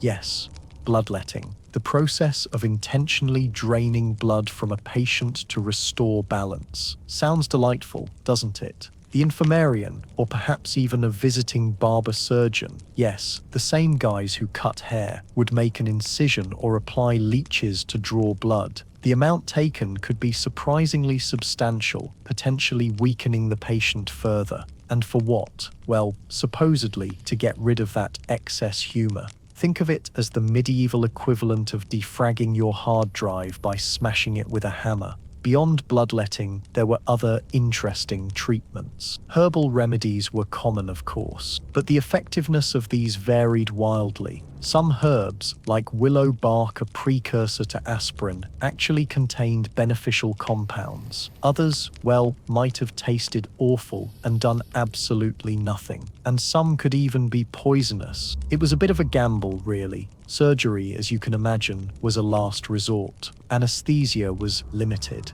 Perhaps a strong drink, a hefty dose of opium, or just plain grit and determination. Sterilization, largely unheard of. Infections were rampant, and many surgical procedures ended in death. Even seemingly minor injuries could become life-threatening. Imagine a simple cut-turning septic with no antibiotics to fight the infection. Amputation was often the only option to prevent the spread of gangrene. And let's just say the amputation process itself wasn't exactly a walk in the park. Dental care? Oh, forget about it. Toothaches were a fact of life. Extractions were performed with crude tools, often without any anesthetic. The pain must have been excruciating. And if you lost a tooth, well, that was just one less tooth to worry about. And then there were the diseases. Oh, the diseases. Living in close proximity, with limited sanitation, made monasteries breeding grounds for all sorts of nasty illnesses. Tuberculosis, dysentery, smallpox, influenza. The list goes on and on. Outbreaks could sweep through the monastic community,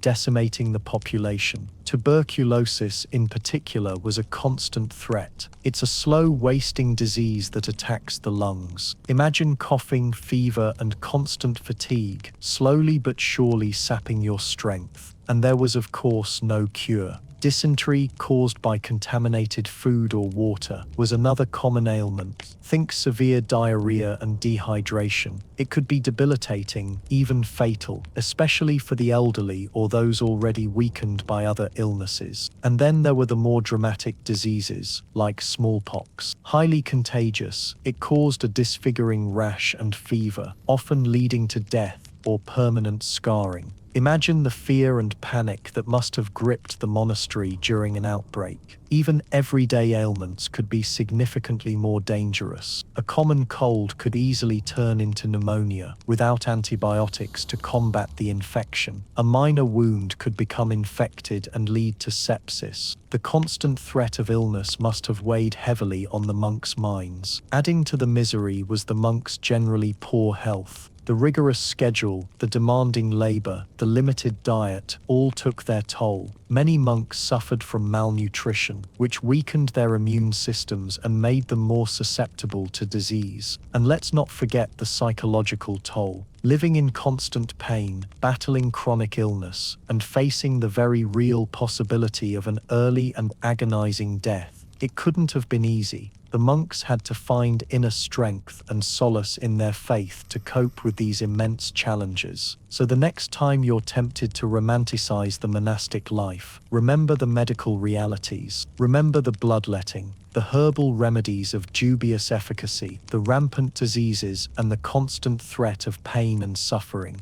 It's a sobering reminder of how much we take for granted in the modern world. Sweet dreams. Hopefully you will stay healthy. All right, let's dim the lights a little further, settle back, and gently slide into a slightly uncomfortable topic. We're going to talk about the pain of penitence. Think of it as the monastic version of time out, but with, shall we say, significantly more intensity. Now, life in a medieval monastery wasn't all chanting and calligraphy, as idyllic as that might sound right now. When rules were broken, and let's face it, with that many restrictions, some infraction was practically inevitable. Punishments followed. These weren't handed out lightly. They were intended to correct behavior, maintain order, and ultimately to purify the soul. The forms these punishments took varied depending on the severity of the offense and the particular customs of the monastery. For minor transgressions, things might be relatively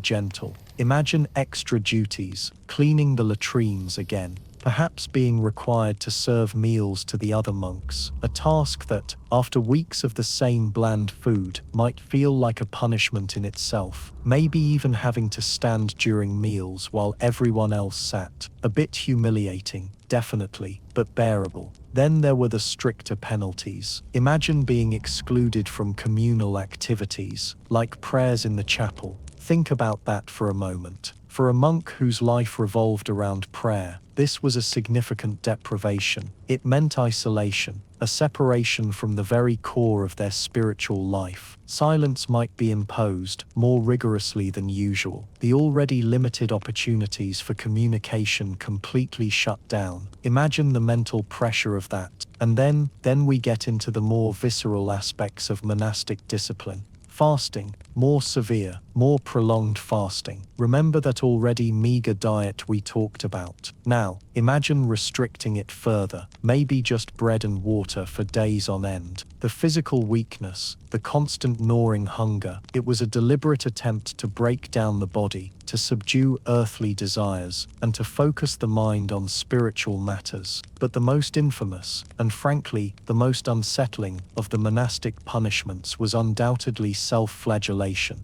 Now I know, just hearing that word can make you a little tense, but let's try and understand it in its historical context. The idea was rooted in the belief that physical pain could cleanse the soul, that by inflicting suffering upon the body, one could atone for sins and draw closer to God. It's connected to the idea of Christ's suffering during the crucifixion, the idea that suffering has a redemptive value. Self-flagellation typically involved the use of a discipline, a whip usually made of knotted cords or leather thongs, sometimes even with small metal tips woven in to really drive the point home, so to speak. These disciplines weren't just lying around for anyone to grab, mind you. They were often kept by the abbot or a designated member of the monastic community. The act itself was usually performed in private, often in the monk's cell, or sometimes in a designated area within the monastery. The severity of the self-flagellation, of course, varied.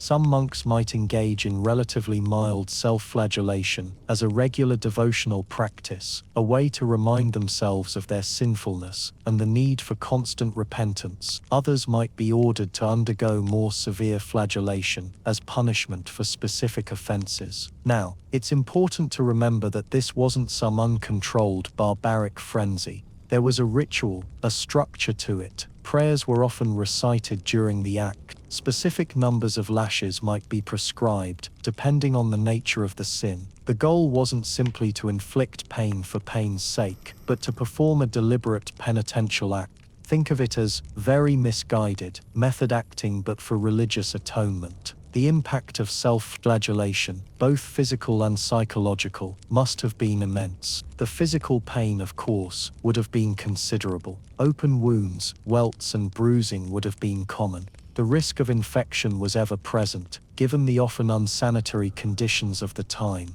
But beyond the physical, imagine the psychological toll. The constant awareness of sinfulness, the self-loathing, the attempt to control and channel those feelings through physical pain. It's a difficult thing to wrap our modern minds around, isn't it? It's very important to stress here that these practices weren't universally embraced, even within the medieval church. There were always voices of dissent, those who argued that true repentance came from within, from a change of heart, not from the infliction of physical pain. And over time, the more extreme forms of self-flagellation became less common, although the idea of penance and self-denial remained central to monastic life. Looking back at these practices from our modern perspective, it's easy to judge them harshly, to see them as barbaric or even masochistic. But it's important to try and understand them within the context of their time. Medieval people had a very different understanding of the body, the soul, and the relationship between the two. They believed that physical suffering could have a transformative effect on the spirit, that it could cleanse the soul and bring one closer to God. It's a worldview that's very different from our own,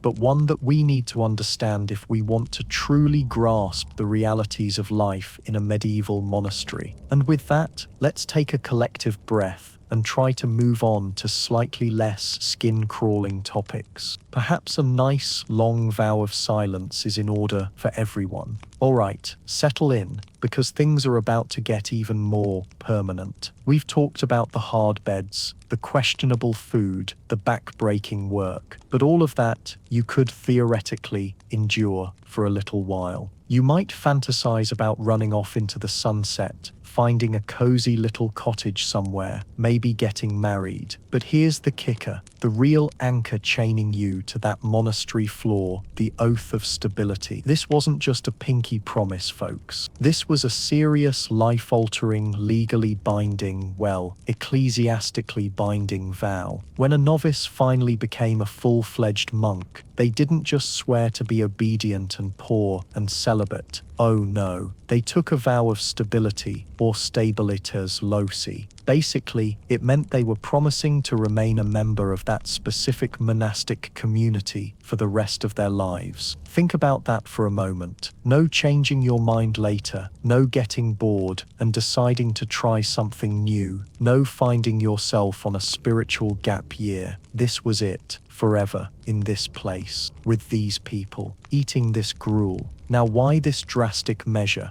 Well, monasteries were designed to be havens of consistency and spiritual growth. The thinking was that constantly hopping from monastery to monastery, always chasing the greener grass, which, spoiler alert, probably didn't exist, would hinder a monk's development. It would be like trying to learn a new instrument every week. You'd never get good at any of them. The stability vow forced you to confront your issues, to work through your temptations, to really commit to the spiritual life, even when it was difficult. The idea was that true growth came from persevering through hardship, not running away from it. And on top of all of this, the church needed people to take care of these far-flung monasteries. Otherwise, they would fall into disrepair. Of course, knowing why doesn't make it any easier to swallow, does it? Imagine the weight of that promise bearing down on you. Every morning, every prayer, every chore, a constant reminder that you'd made a choice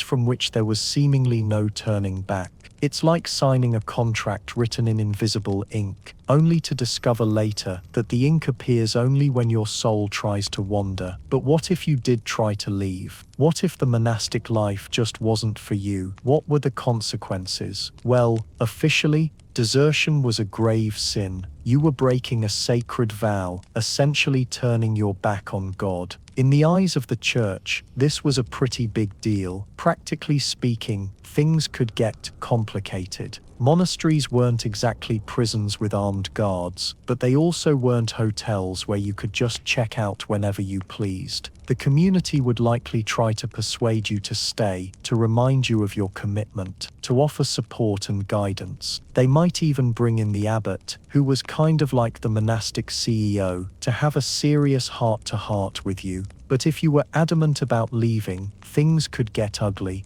You might be subjected to public shaming, forced to perform humiliating penances, or even excommunicated. Excommunication was the ultimate spiritual punishment, effectively cutting you off from the church and its sacraments. In the medieval world, that could have serious social and even legal repercussions. And even if you managed to physically escape the monastery walls, where would you go? You were now a marked man, a defector, someone who had broken their solemn oath. Finding a new place in society wouldn't be easy. People would be suspicious of you, and you might struggle to find work or acceptance. Plus, the long arm of the church could reach far and wide. Monasteries often had powerful connections and could exert influence in secular courts. You might find yourself facing legal charges, accused of heresy, or some other offense. Basically, leaving a monastery was like trying to escape a spiderweb woven from faith, fear, and social pressure.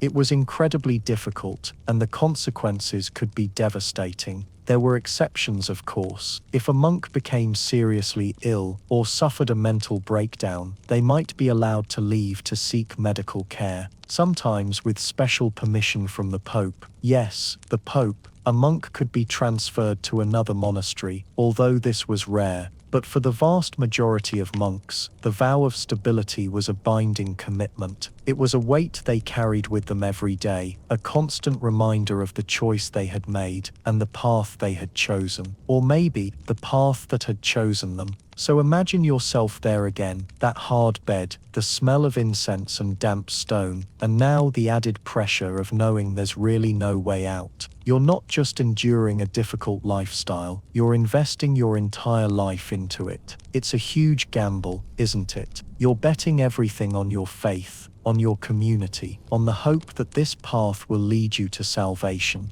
Are you ready to ante up? Sleep on that, literally. Alright, settle in folks, because we're about to delve into one of the quieter aspects of monastic life. That's right, we're talking about silence. Now, for some of you, the idea of prolonged silence might sound like a vacation, a chance to finally escape the relentless noise of modern life. But trust me, the monastic version of silence was a whole different beast. In a medieval monastery, silence wasn't just a preference, it was a rule, and a pretty strict one at that. Think of it as a spiritual discipline, like weightlifting for your soul. Only instead of pumping iron, you're pumping, well, nothing. No words, no chatter, just pure, unadulterated quiet. The main reason for all this shushing, monks believed that silence was absolutely crucial for prayer and contemplation. They thought all that inner peace allowed you to connect with the divine. All that external noise from the outside world, a distraction, a temptation,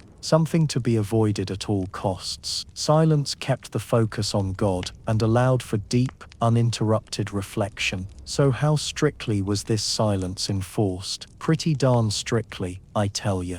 Monasteries had designated silent times throughout the day, and honestly that could cover most of the day. During meals, in the dormitory, in the library, even while working in the fields, silence was the default setting. Talking was only permitted in specific areas, like the chapter house or the scriptorium, and even then, it was kept to a minimum. Now you might be thinking, okay, I can handle a few hours of quiet. But imagine this day after day, week after week, year after year of mostly silence. It's a whole different ballgame. In fact, breaking the rule of silence could have some pretty serious consequences, depending on the severity of the offense and the specific order.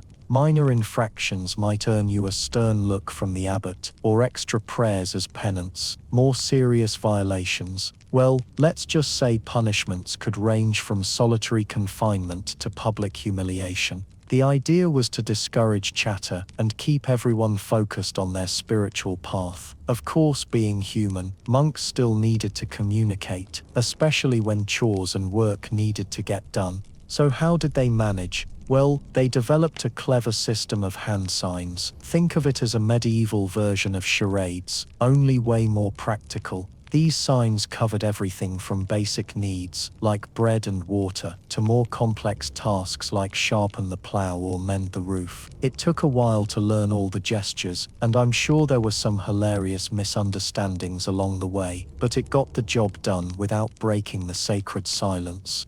Now imagine you suddenly find yourself bound by this vow of silence. No chatting with your co-workers, no gossiping with your friends, no binging your favorite podcasts. How would you cope? Well, first, you'd probably experience a bit of a sensory withdrawal. We're so used to constant stimulation these days. The ping of notifications, the hum of electronics, the chatter of conversations, that sudden silence can feel almost unsettling. You might find yourself feeling restless, anxious, or even a little bored. After all, there are entire industries built on providing us with constant sources of distraction. So, what can you do? Well, for starters, try to embrace the quiet. I know, easier said than done, right? But instead of fighting the silence, try to see it as an opportunity, a chance to listen to your own thoughts, to connect with yourself on a deeper level. Try to pay attention to the subtle sounds around you, the rustle of leaves, the chirping of birds, the gentle hum of your own breath.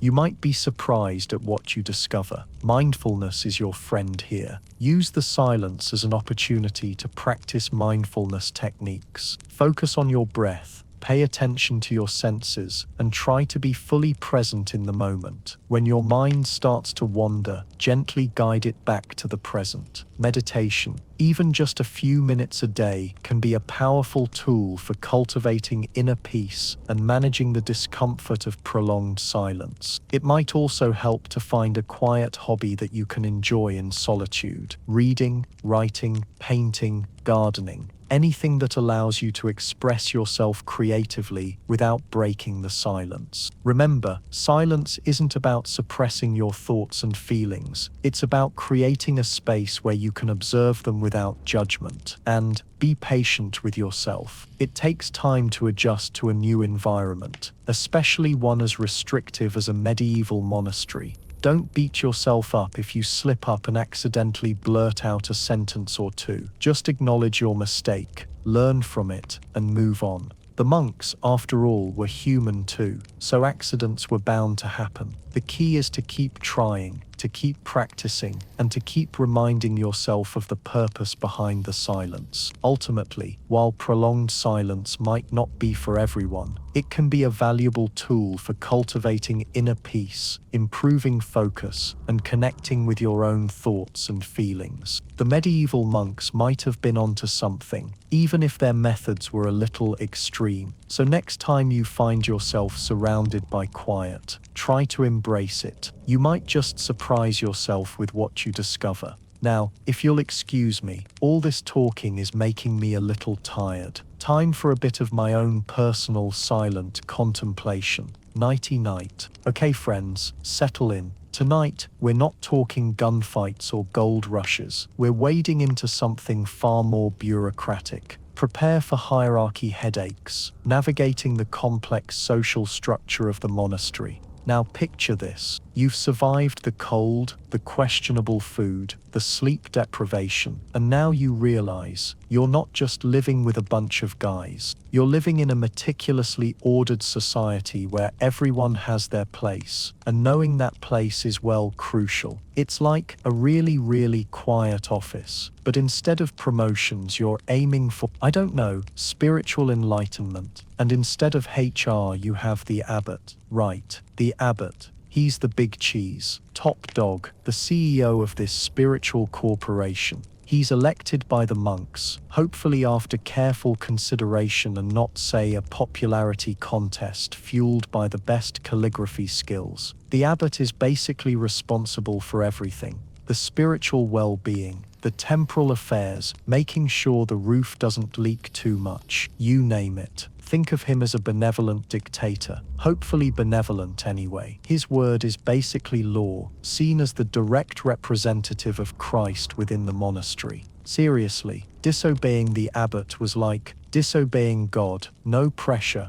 right? He's meant to be wise, compassionate, and a good leader. A good abbot will make the monastery flourish, both spiritually and practically. A bad one, well, let's just say monastic life could get even more challenging. Next in line we have the prior. Think of him as the abbot's right-hand man, the vice president of piety maybe. He's there to help the abbot manage the day-to-day running of the monastery. He enforces the rules, disciplines the monks, more on that later, and generally keeps things running smoothly. In some monasteries there might be a great prior and a sub-prior, adding even more layers to this hierarchical cake. It's all very structured. Then you have the various officials. Each monastery has different roles, but some common ones include the cantor, who leads the singing, the cellarer in charge of food and supplies, the almoner who looks after the poor and needy, and the infirmarian, who cares for the sick. These positions weren't just jobs, they were positions of authority and responsibility.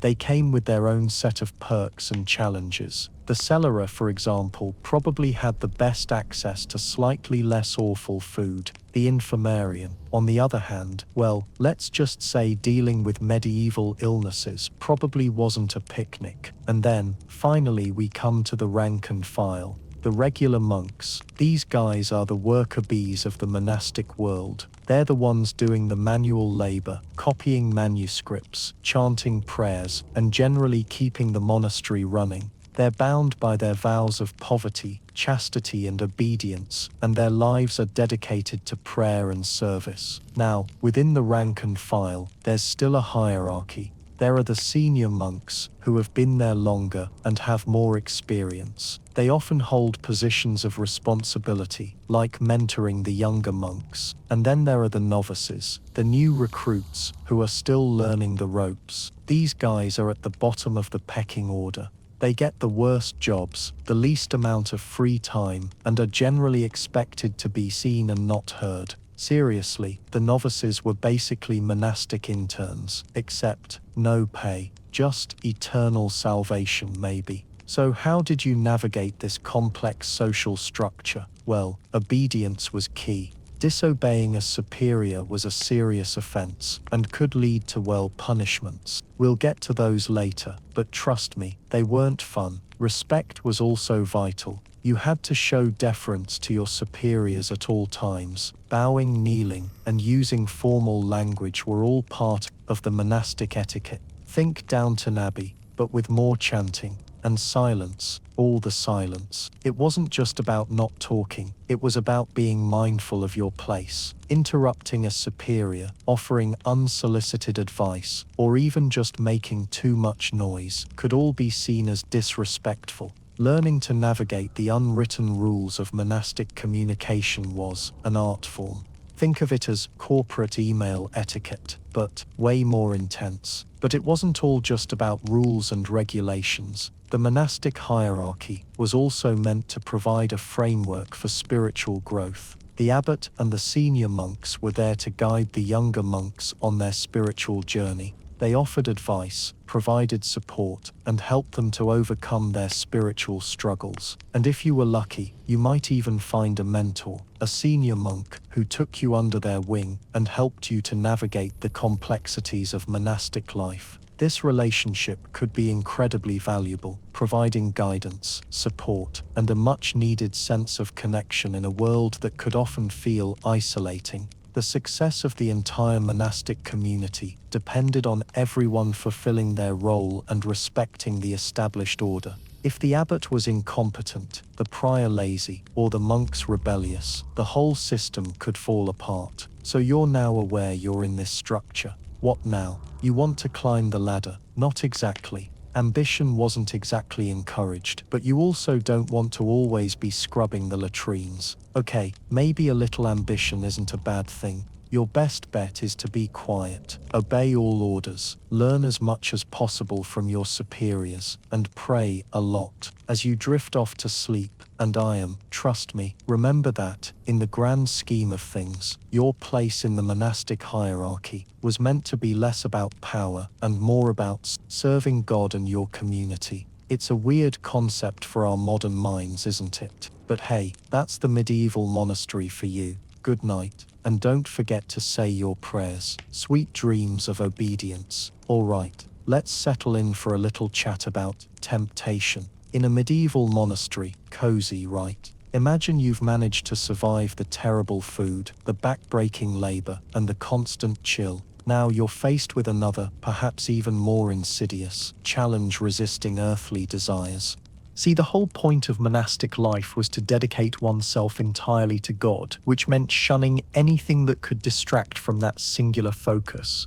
And that, friends, included a whole lot of things that, well, make life enjoyable. We're talking about things like, let's say, indulging in delicious food, or enjoying, certain physical pleasures.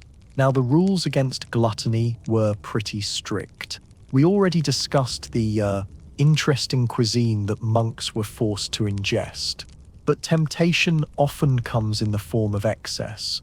Even if your bread is stale and your pottage is bland, wanting more of it could be a problem.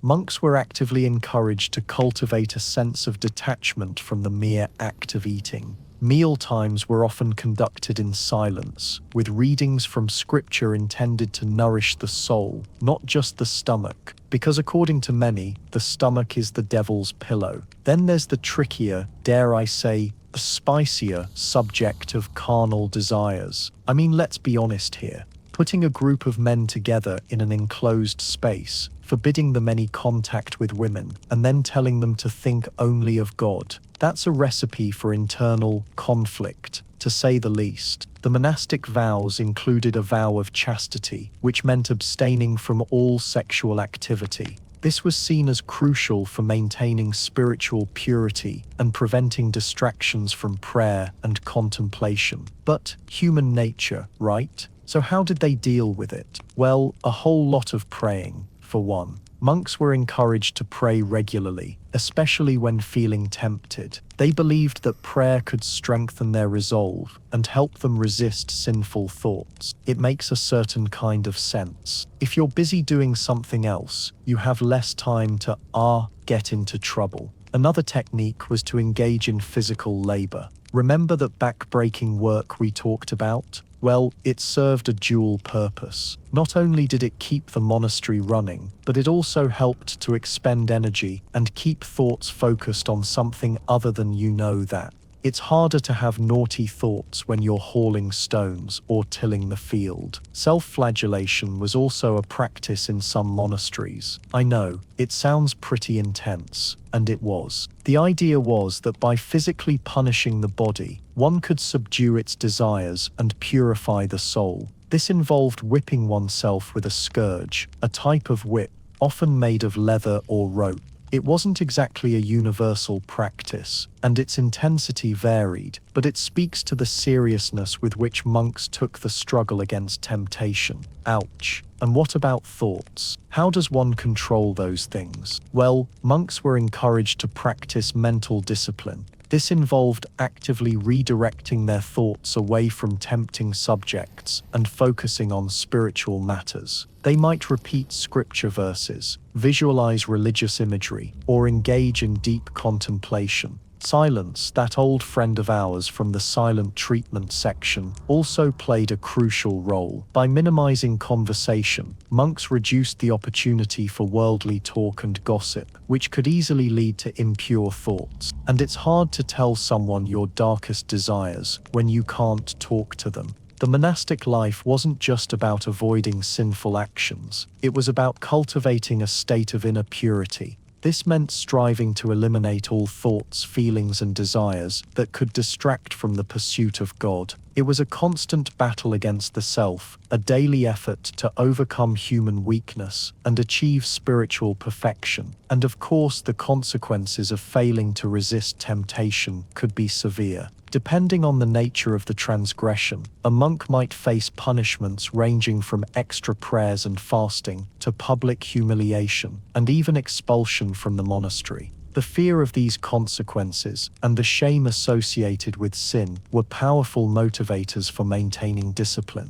But let's be realistic. Not everyone succeeded. Monastic records are full of accounts of monks who succumbed to temptation. There were instances of monks stealing food, engaging in illicit relationships, or even running away from the monastery altogether. These lapses were often met with harsh judgment, but they also served as a reminder of the ever-present struggle against human frailty. And in a place where the slightest deviation from the rules was frowned upon, there were certain sins that are, shall we say, more frowned upon than others. The most obvious of which would have to have been, well, anything of a sexual nature. Because vow of chastity. But it wasn't always what you think. On the one hand, monasteries were often places of great learning and beauty. They housed some of the most impressive libraries of the time, and monks were often skilled artists and craftsmen. But the enforced celibacy could also lead to some pretty twisted situations. There was, for example, the sin of self-pollution. The name alone is enough to make you blush. But in these conditions, the monks' own bodies could become a source of temptation, resulting in a perpetual spiral of shame and self-loathing. Which sounds pleasant. It's important to remember that these monks were, after all, human. They were subject to the same desires and impulses as anyone else. The monastic life wasn't about eliminating those desires, but about learning to control them. It was a constant struggle, a never-ending effort to overcome human weakness and achieve spiritual perfection. And frankly, it's exhausting to even think about. So would you be able to resist temptation in a medieval monastery? Could you abstain from delicious food, shun all physical pleasures, and maintain a state of inner purity? It's a tough question. It's a question that many monks struggled with for their entire lives. And it's a question that might make you appreciate the freedoms and temptations of your own life just a little bit more. Something to ponder, perhaps, as you drift off to sleep. Alright, settle in, friends. Let's talk about something a little different tonight. Imagine being in a monastery, right? Now picture that monastery. Got it? Okay, good. Now, take away all the women. Gone. Poof. That's the reality of monastic life in the medieval period. A completely male environment. It's something most of us probably never really think about, is it? We see the robes, we hear the chants, maybe we even imagine the quiet contemplation, but what's it really like to spend your entire existence surrounded only by other men, for, potentially, the rest of your life? It's easy to just glaze over it, isn't it? Oh, they're monks, they're celibate, it's fine. But human beings are complicated. We're wired for connection, for interaction, and let's face it, for attraction. So what happens when you deliberately cut off half the population? Well, first off, let's acknowledge the elephant in the chapter house: sex. It's there, lurking, a constant undercurrent. Monks were, men, with the same urges and desires as any other man. The church, of course, had very strong opinions about those urges. They weren't to be indulged at all. The entire structure of monastic life was designed to suppress, redirect, or ideally, eliminate those desires. Think about the schedule. It was relentless, wasn't it? Hours and hours of prayer, manual labor, study, all designed to keep the mind occupied and the body exhausted. An idle mind, they believed, was the devil's playground, and an exhausted body, well, it's harder to get into trouble when you're too tired to think about trouble, isn't it? But, suppressing those urges, it doesn't just make them disappear, they find other outlets. Sometimes those outlets were sanctioned. Deeply spiritual friendships, for example, were encouraged. Think of it as a safe way to express affection and connection without crossing any lines. Monks would often form close bonds with one another, sharing their spiritual journeys, supporting each other in their struggles. But, and there's always a but, isn't there? Sometimes those friendships did cross the line. Despite the rules, despite the potential for severe punishment, homosexual activity certainly happened in monasteries. We have historical records, indirect references, veiled accusations, cryptic diary entries that hint at it. It was a reality that the church tried very hard to ignore, or stamp out, depending on the abbot. And beyond the, obvious, there were other consequences to this male-only environment. Think about it from a social perspective. Most of us grow up interacting with both men and women. We learn different communication styles, different perspectives. We develop a more well-rounded understanding of the world. But in a monastery, you're surrounded by one perspective, one way of thinking, one way of being. This can lead to a certain insularity, a narrowness of vision. Monks might become overly concerned with the minutiae of monastic life, obsessed with the rules and regulations, and completely out of touch with the outside world, which, to be fair, was kind of the point, but it could also lead to a certain emotional stuntedness. Men aren't always the best at expressing their emotions, are they? Stereotypically, anyway. And in an environment where emotional expression was discouraged, where vulnerability was seen as a weakness, well, it's easy to imagine how those emotions might become bottled up, festering, until they eventually exploded in some inappropriate way. Think passive-aggressive behavior,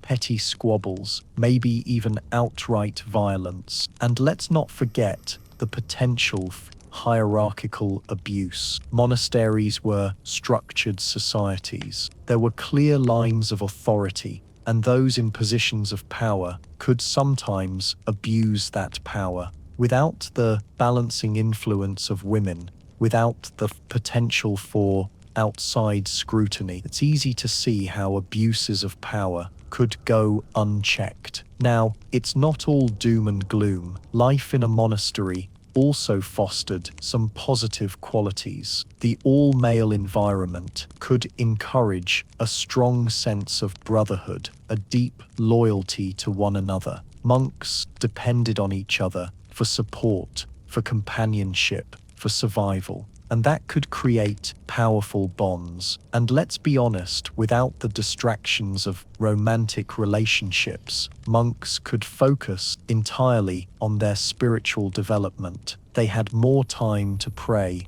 to study, to contemplate, to deepen their relationship with God. And for some, that was a very fulfilling life. but it's important to remember that monks were still human, and creating an artificial environment like a monastery, it doesn't erase human nature. It just shapes it in sometimes unexpected ways. So the next time you picture a medieval monastery, don't just think of the peaceful chants and the quiet contemplation. Remember the men, the only men, and all the complexities that implies, because it's more nuanced than it seems at first pass. And now, maybe it's time for sleep. So sleep, sleep, sleep.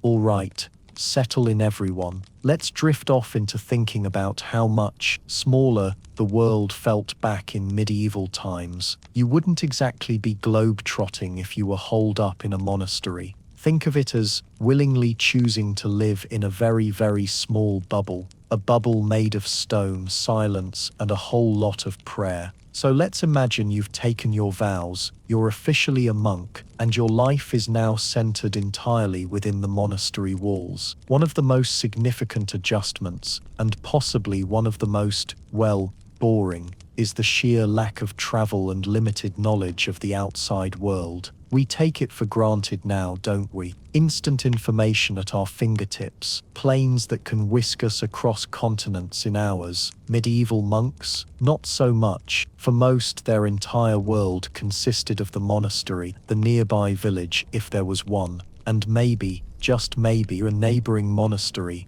a day or two's walk away. Think about that. You've sworn an oath of stability, meaning you're committing to staying at that monastery for the rest of your life. That's your world. End of story. It's cozy for some, but a little stifling for others, right? Now, why this lack of travel? Well, several reasons. First, there was the practical side. Travel was difficult, dangerous, and slow. Roads were often little more than muddy tracks. Bandits were a real threat, and the expense of travel was prohibitive for most, especially monks who by vow owned nothing. Journeys weren't undertaken lightly. They were major undertakings. Beyond the practical difficulties, there was the philosophical element. Monasteries were meant to be places of withdrawal from the world, places dedicated to prayer and contemplation. Frequent travel, seeing new sights, meeting new people, that was all considered a distraction from the spiritual life. The idea was that by limiting external stimuli, you could better focus on your inner life and your relationship with God.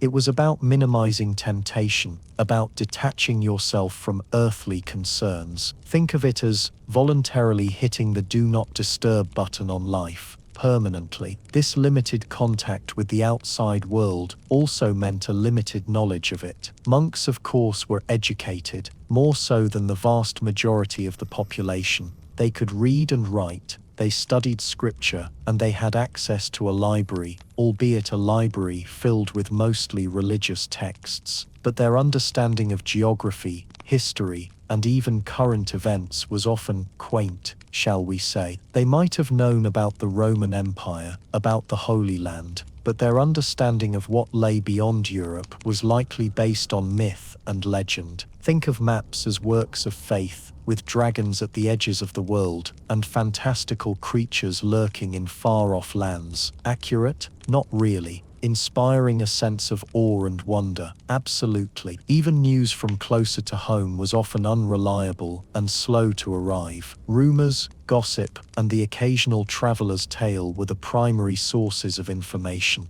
You might hear about a war years after it had ended, or about a new king long after he had ascended the throne. Today's 24-hour news cycle, forget about it. It was more like a 24-year news cycle, if you were lucky. The impact of this limited knowledge and lack of travel on the monks themselves is interesting to consider. On one hand, it could lead to a certain naivete, a detachment from the realities of the wider world. They might have struggled to understand the concerns and challenges faced by ordinary people. Their perspective could become very insular. On the other hand, it could also foster a deep sense of peace and contentment. They weren't bombarded with information. They weren't constantly comparing themselves to others. They weren't chasing after the latest trends. They lived simple, focused lives, and that simplicity could be incredibly grounding. It's easy for us to look back and think, oh, how boring, how restrictive. But remember, they saw the world differently. They valued different things. For them, the real adventure wasn't about seeing new places, it was about exploring the depths of their own souls. And honestly, sometimes, in our hyper-connected, information-saturated world, that sounds kind of appealing, doesn't it? A life free from the endless distractions, a life focused on the things that truly matter. Maybe, just maybe, there's something to be learned from those medieval monks and their limited horizons. All right, close your eyes and drift to sleep, thinking about those peaceful, but admittedly, small horizons, pleasant dreams. Okay, let's settle in and sniffs deeply. Oh boy, are you smelling that? It's pungent. No, not just bad, it's unique. Let's talk about the delightful and not so delightful aromas that permeated life in a medieval monastery. We're calling it the stench of sanctity because, well, that pretty much sums it up. Now, before you picture some sort of biohazard zone, remember that our noses have gotten really sensitive. We're used to constant cleanliness, air fresheners assaulting our senses, and the general sterilization of modern life. Medieval noses, on the other hand, were a little more forgiving. They had to be. Think of it as a different baseline. So what exactly was wafting through the air? Well, layers, that's what. Think of it as an olfactory lasagna. First, there was the underlying bass note, the earth. Monasteries were, often, rural institutions. Agriculture was a big deal. That meant mud, manure, decomposing plant matter, all those good, earthy smells, but concentrated. Let's not forget that sanitation wasn't exactly a priority, so things that should have been disposed of properly weren't always. Imagine a damp composting leaf pile, but add everything else. Then, you'd have the aroma of humanity. Lots of humanity. Monasteries housed dozens, sometimes hundreds, of monks. And let's be honest, bathing wasn't exactly a daily ritual. In fact, depending on the order, bathing might have been a rare quarterly ritual, or even less frequent. You have the smell of sweat and unwashed bodies permeating everywhere. Think about that gym smell that lingers after a workout, but magnified and older. Much older. And it wasn't just the monks themselves. There were the lay brothers, the servants, the animals, all contributing to the general bouquet. Livestock was often kept close to the monastery for practical reasons, so that barnyard smell of hay, manure, and animal musk was always present. Next layer, the kitchen. Now you might think, the smell of baking bread, how lovely. And yes, sometimes. But picture this, imagine cooking with limited ingredients, often of questionable freshness, and relying on methods that were less than precise. There was the smell of rendered animal fat, used for cooking and lighting. Think of that greasy smell, lingering for hours. Then there was the smell of boiled vegetables, often cabbage or beans, which, let's be real, aren't exactly aromatic masterpieces even at their best. The smoke from the hearth permeated everything, adding a layer of acrid, burning wood to the mix. And depending on the season and availability, there might be the distinct odor of, well, let's just say, less than fresh fish. Fish was a common meat substitute on fasting days, and keeping it from spoiling was a challenge. Adding to this gastronomic symphony was the brewery. Many monasteries brewed their own beer, which meant the sweet, yeasty aroma of fermentation was a constant presence. Not necessarily unpleasant, but definitely noticeable, especially when combined with everything else. And finally, the liturgical layer. Incense, of course, was used during services. Frankincense and myrrh, those classic biblical scents. A slightly sweet and balsamic smell that can become overwhelming. But incense was expensive, so depending on the resources of the monastery, the quality might have varied wildly. Cheap incense could be acrid and cough-inducing, adding yet another layer to the olfactory experience. Also, beeswax candles contributed a warm, slightly honeyed scent. Let's not forget the infirmary. That had its own special blend of aromas, the smell of unwashed wounds, herbal poultices, and, well, let's just say bodily fluids of all kinds. Disease was rampant, and treatments were, shall we say, unsophisticated. So the infirmary was probably not the best place to hang out if you were sensitive to smells. And then there was the Scriptorium, where the monks diligently copied manuscripts. Parchment, made from animal skin, had a distinct odor, a sort of leathery, slightly ammonia-like smell. Add to that the smell of inks and paints, and the general mustiness of old books, and you had a unique, if somewhat peculiar, aroma. So imagine all these smells swirling together. The earthy base, the human musk, the kitchen odors, the incense, the brewery. A complex, layered, and often overpowering sensory experience. You might be thinking, how did they stand it? Well, again, different baseline, but also they got used to it. And perhaps in a strange way, it became comforting, familiar.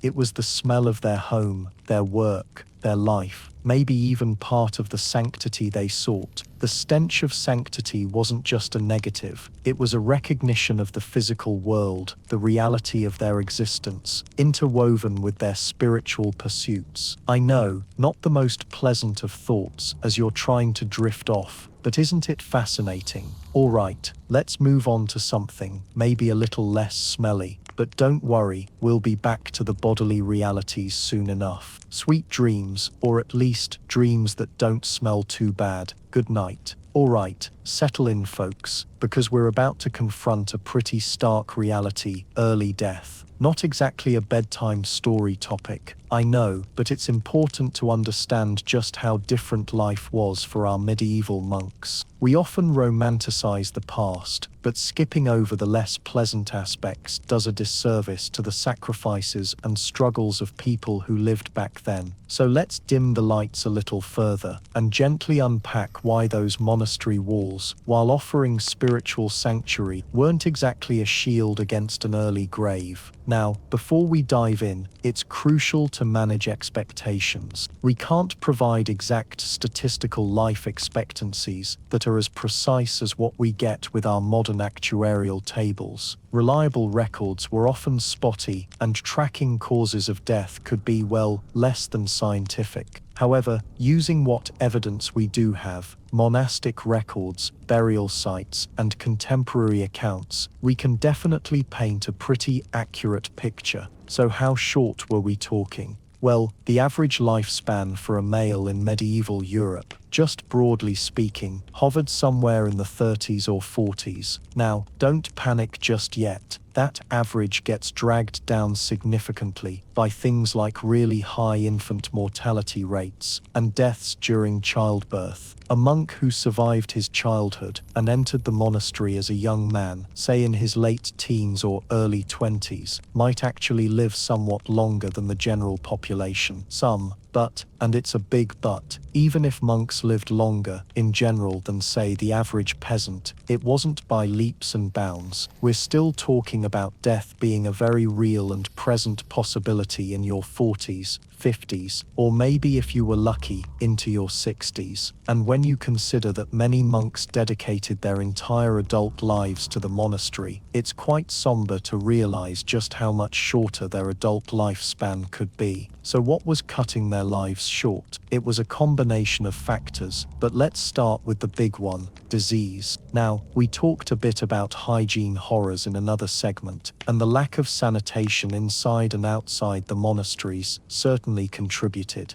But even if monks were meticulously clean, which they often weren't, they were still living in a world before germ theory and modern medicine. Infectious diseases were rampant. Think about it. No antibiotics, no effective vaccines, and limited understanding of how illnesses spread. Even common ailments like a cold could become life-threatening, particularly for older or weaker monks. Then there were the real killers: dysentery, typhoid, smallpox, tuberculosis, and the ever-dreaded plague. These diseases could sweep through a monastery like wildfire, leaving a trail of death and devastation. The close quarters, while fostering a sense of community, also made it incredibly easy for illnesses to spread rapidly. One sick monk could inadvertently infect dozens of others in a matter of days, and when an epidemic hit, medical care, as we understand it, was pretty much non-existent. Monks did often have infirmaries, and some monasteries even cultivated medicinal herbs, but treatments were often based on outdated theories and lacked any real scientific understanding. Bloodletting, herbal remedies with questionable efficacy, and prayer were the typical responses to illness. More often than not, the sick monk was simply isolated and left to recover or succumb to the illness on their own. The best the other monks could do was offer prayers and comfort, hoping for a miraculous recovery. But disease wasn't the only culprit. The monastic lifestyle itself, while spiritually enriching, could also take a toll on the body. We talked about diet. The limited, often nutritionally deficient diet could weaken the immune system and make monks more susceptible to illness. Constant consumption of bread and ale, while filling, didn't exactly provide a wide range of vitamins and minerals. Then there was the daily grind, the back-breaking labor, the monotonous schedule, and the lack of adequate sleep all contributed to physical exhaustion and weakened resistance to disease. Imagine spending hours hunched over manuscripts in a dimly lit scriptorium, or toiling in the fields from dawn till dusk, only to get a few hours of interrupted sleep before being summoned for the night office. It was a recipe for burnout, and it definitely wore down the body over time. And let's not forget the architectural ailments. Medieval monasteries were often cold, damp and drafty places. Think stone walls, minimal heating, and leaky roofs. Spending long hours in those conditions, especially during the winter months, could lead to chronic respiratory problems and exacerbate existing illnesses. Furthermore, accidental injuries were more common than you might think. Working in the fields with rudimentary tools, climbing ladders in the library, or even just navigating the dimly lit corridors of the monastery at night, all carried a risk of accidents. A broken bone, a deep cut, or even a sprained ankle could become life-threatening in a world without modern medical care.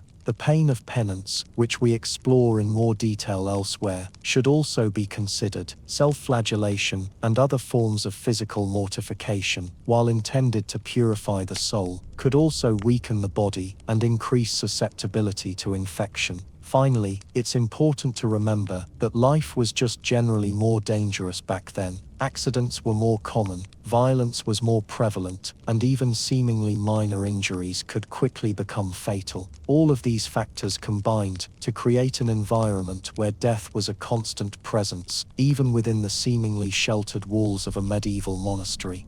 So, the next time you picture those monks in their robes, diligently copying manuscripts or chanting in the chapel, remember that their lives weren't always filled with serene contemplation. They faced real physical hardships, constant threats of disease, and the ever-present reality of an early death. Understanding these harsh realities allows us to appreciate their dedication and resilience even more, and reminds us just how much we take for granted in our own modern lives. Sleep well. Alright, settle in, because even if you did manage to wrestle with the dietary restrictions, physical labor, and constant threat of dysentery, there was still the lurking possibility of, well, cracking. Just like that poorly maintained cabin beam in a January blizzard. Life in a medieval monastery wasn't just about surviving the day-to-day, it was a pressure cooker designed to refine the spirit, or in some cases completely shatter it. We're talking about the psychological toll of isolation and relentless rigor. Imagine a world where your every waking moment is dictated, where silence is golden but also deafening, and where your deepest fears and anxieties have only one outlet: prayer.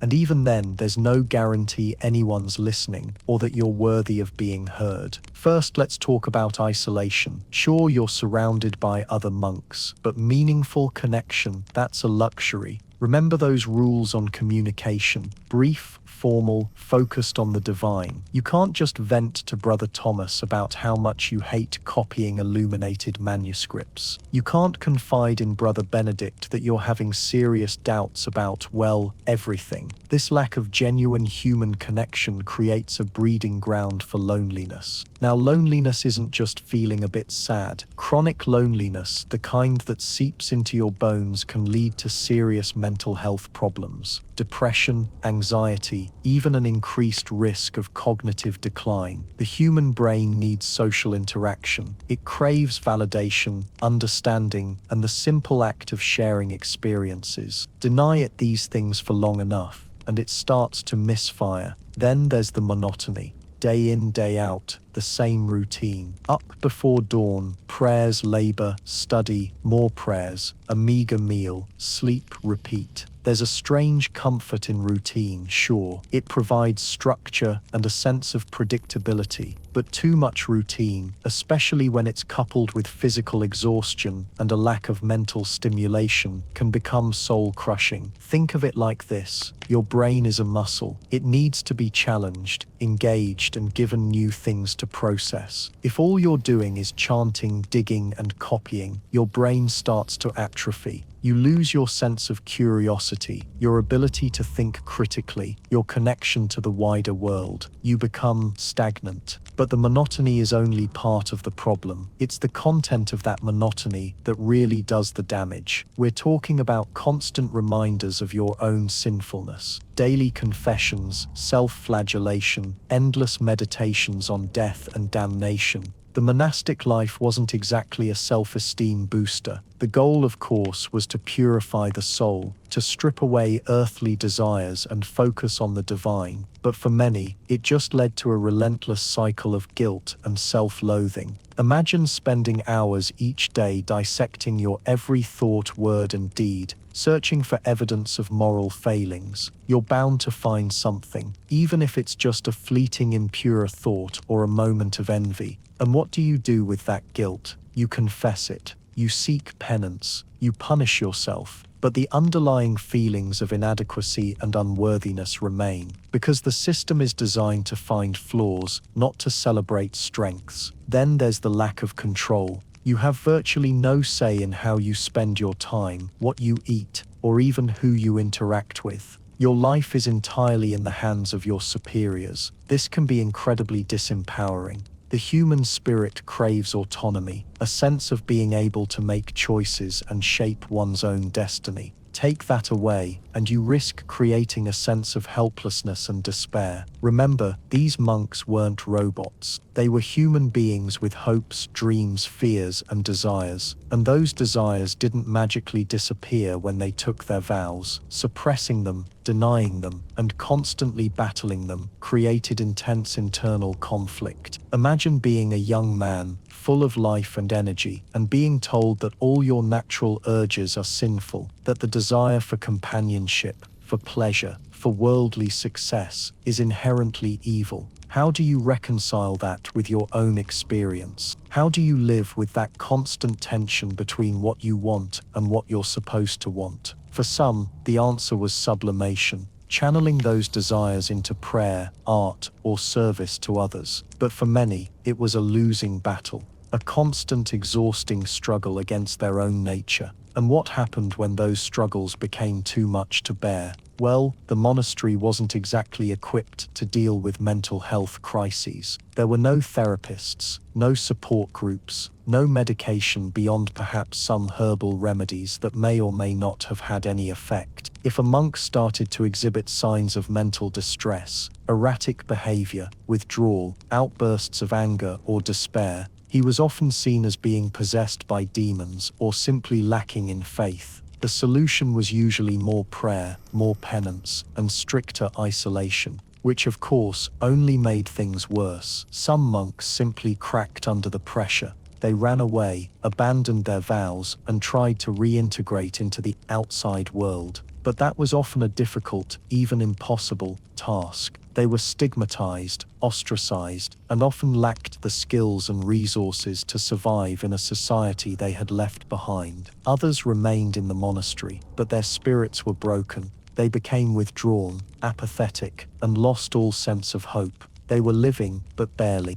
The medieval monastery was a remarkable institution in many ways, a center of learning, a refuge for the devout, and a powerful force in shaping Western culture. But it was also a place of immense psychological pressure. a place where the pursuit of spiritual perfection could come at a devastating cost, a place where, if you weren't careful, you could lose yourself entirely, and that, perhaps, is one of the scariest things of all. All right, settle in, friends. We've faced starvation, illness, back-breaking work, and the constant threat of violence. We've seen how different life in a medieval monastery would be from our cozy modern existence. But now, let's face the ultimate reality check: death. In our time, death is often sanitized, medicalized, and let's be honest, often feared and avoided in conversation. We have hospitals, hospices, and palliative care to ease the process. We have elaborate funeral rituals, grief counseling, and for some, the hope of a long and comfortable retirement. But a medieval monk had none of that. For him, death wasn't a distant possibility. It was a constant companion, a shadow lurking in the periphery of daily life. The average lifespan was significantly shorter, probably hovering somewhere in the 30s or 40s, maybe a bit more if you were lucky.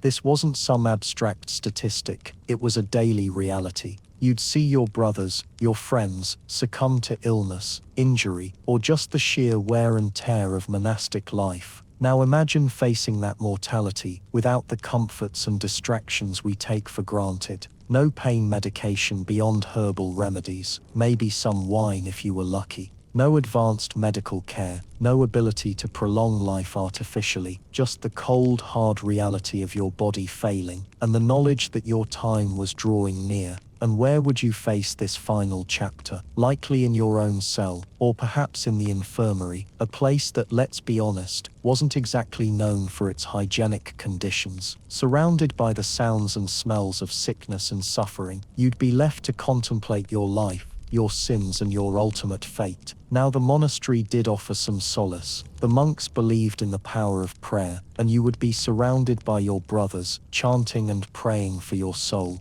You might receive the last rites, a ritual designed to cleanse you of your sins and prepare you for your journey into the afterlife. And of course, the promise of eternal salvation was a powerful comfort for those who truly believed. But even with that spiritual support, the physical reality of dying would have been incredibly challenging. Imagine the pain, the weakness, the sheer discomfort of lying in a simple bed, often cold and damp, your body slowly shutting down. No soft pillows, no climate control, no family members holding your hand and offering words of comfort, just the stark, unadorned reality of death. And then, there's the mental aspect. Think about the regrets you might have. Did you live a virtuous life? Did you truly dedicate yourself to God? Did you succumb to temptation? These questions would weigh heavily on your mind as you approached your final judgment. And let's be honest, there'd be fear. Fear of the unknown, fear of judgment, fear of eternal damnation. Even the most devout monk would likely have wrestled with these anxieties as death drew near. Now, once you passed, things wouldn't get any easier. Your body would be prepared for burial, likely wrapped in a simple shroud and laid in a communal grave. No elaborate coffin, no personalized tombstone, just a simple marker to indicate your final resting place. The monks would continue to pray for your soul, hoping that you were spared the torments of purgatory and granted eternal rest in heaven.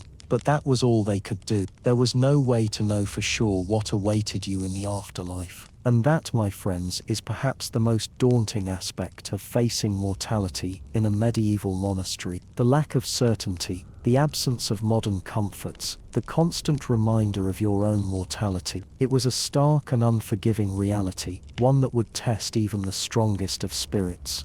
Consider this: in our world, we often strive to leave a legacy, to be remembered for our achievements, our contributions, or our impact on the world. But for a medieval monk, the goal was often to disappear, to become one with God, to shed all earthly attachments and desires.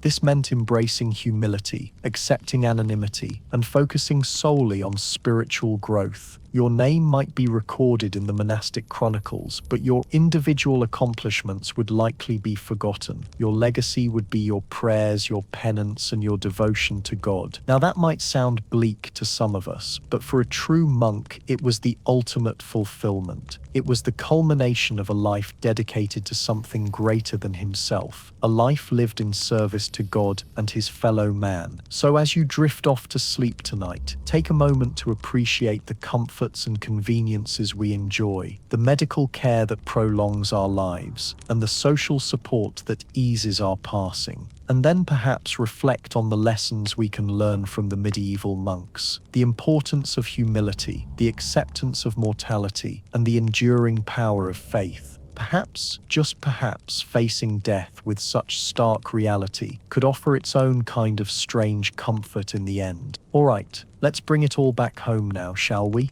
We've wandered through some pretty rough terrain, haven't we? From the moment that bell jolted you awake, to the, well, unique aromas, right up to the very real prospect of an early demise. It's a lot to take in, even from the comfort of our comfy chairs and warm beds, isn't it? So what's the point of all this? You might be asking, why spend time dwelling on a life so unpleasant? Well, besides hopefully lulling you gently towards dreamland, I think there's something truly valuable in reflecting on the hardships of the past. It's not just about grim fascination, it's about perspective. Think about it. We live in a world overflowing with conveniences that those monks couldn't even dream of. Running water, readily available food, instant communication with anyone, anywhere, even something as simple as reliable heating and cooling. We're practically royalty compared to them, aren't we? And yet, how often do we actually appreciate these things? We get so caught up in the little annoyances, the daily frustrations, the endless pursuit of, well, more stuff, more status, more everything.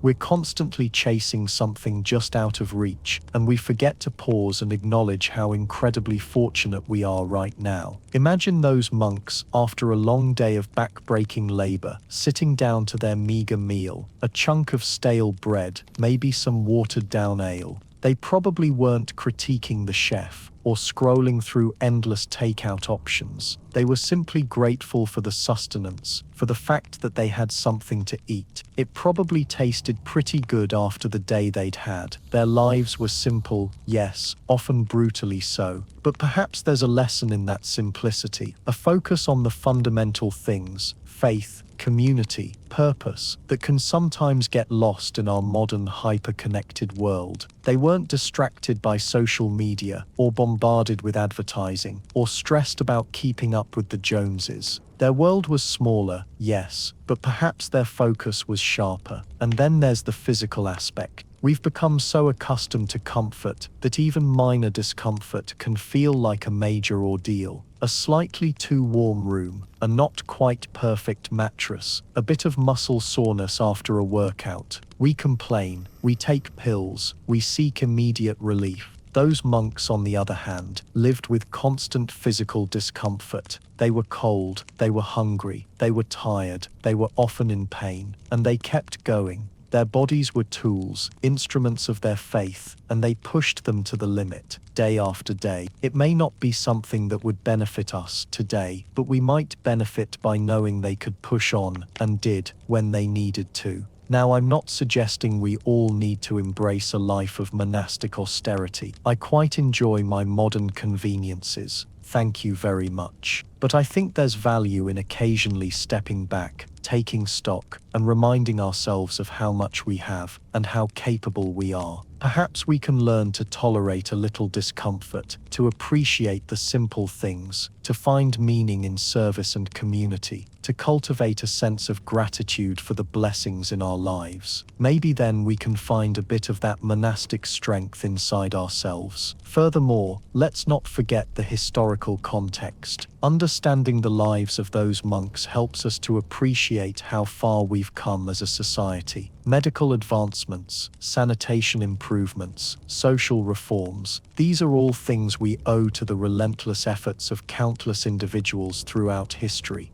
They fought for better working conditions, for fairer treatment, for access to education and healthcare. Their efforts paved the way for the relatively comfortable and equitable world we live in today. It wasn't always like this, and we might not be here if things were different. It's a reminder that progress is not inevitable, and that we have a responsibility to continue striving for a better future, to address the inequalities that still exist, to protect the environment, to ensure that everyone has access to basic necessities. We are their legacy, and it's up to us to build upon their work. It might be hard or seem impossible, but it isn't, and it's important to remember their struggles and continue their legacy. And finally, I think studying history, even the boring parts, helps us to understand ourselves better, to recognize the timeless human struggles with faith, doubt, temptation, and mortality. Those monks, despite their unusual circumstances, were still grappling with the same fundamental questions that we all face. What is the meaning of life? How should we live? How can we find peace? Their answers may not be the same as ours, but their struggles can resonate with us across the centuries. We can learn from their mistakes, be inspired by their virtues, and perhaps find a little comfort in knowing that we are all part of a long and continuous human story. It can be an important part of remembering where you came from. So the next time you're feeling stressed or overwhelmed, take a moment to think about those monks. Remember their hardships, their sacrifices, their simple lives, and then take a deep breath. Appreciate the warmth of your bed, the comfort of your home, the abundance of your life, and maybe, just maybe, you'll find a little bit of peace in the perspective. And now, with that thought, I think it's time to drift off to sleep. Pleasant dreams, everyone, and thank you for joining me on this, hopefully, slightly less boring historical journey. Good night.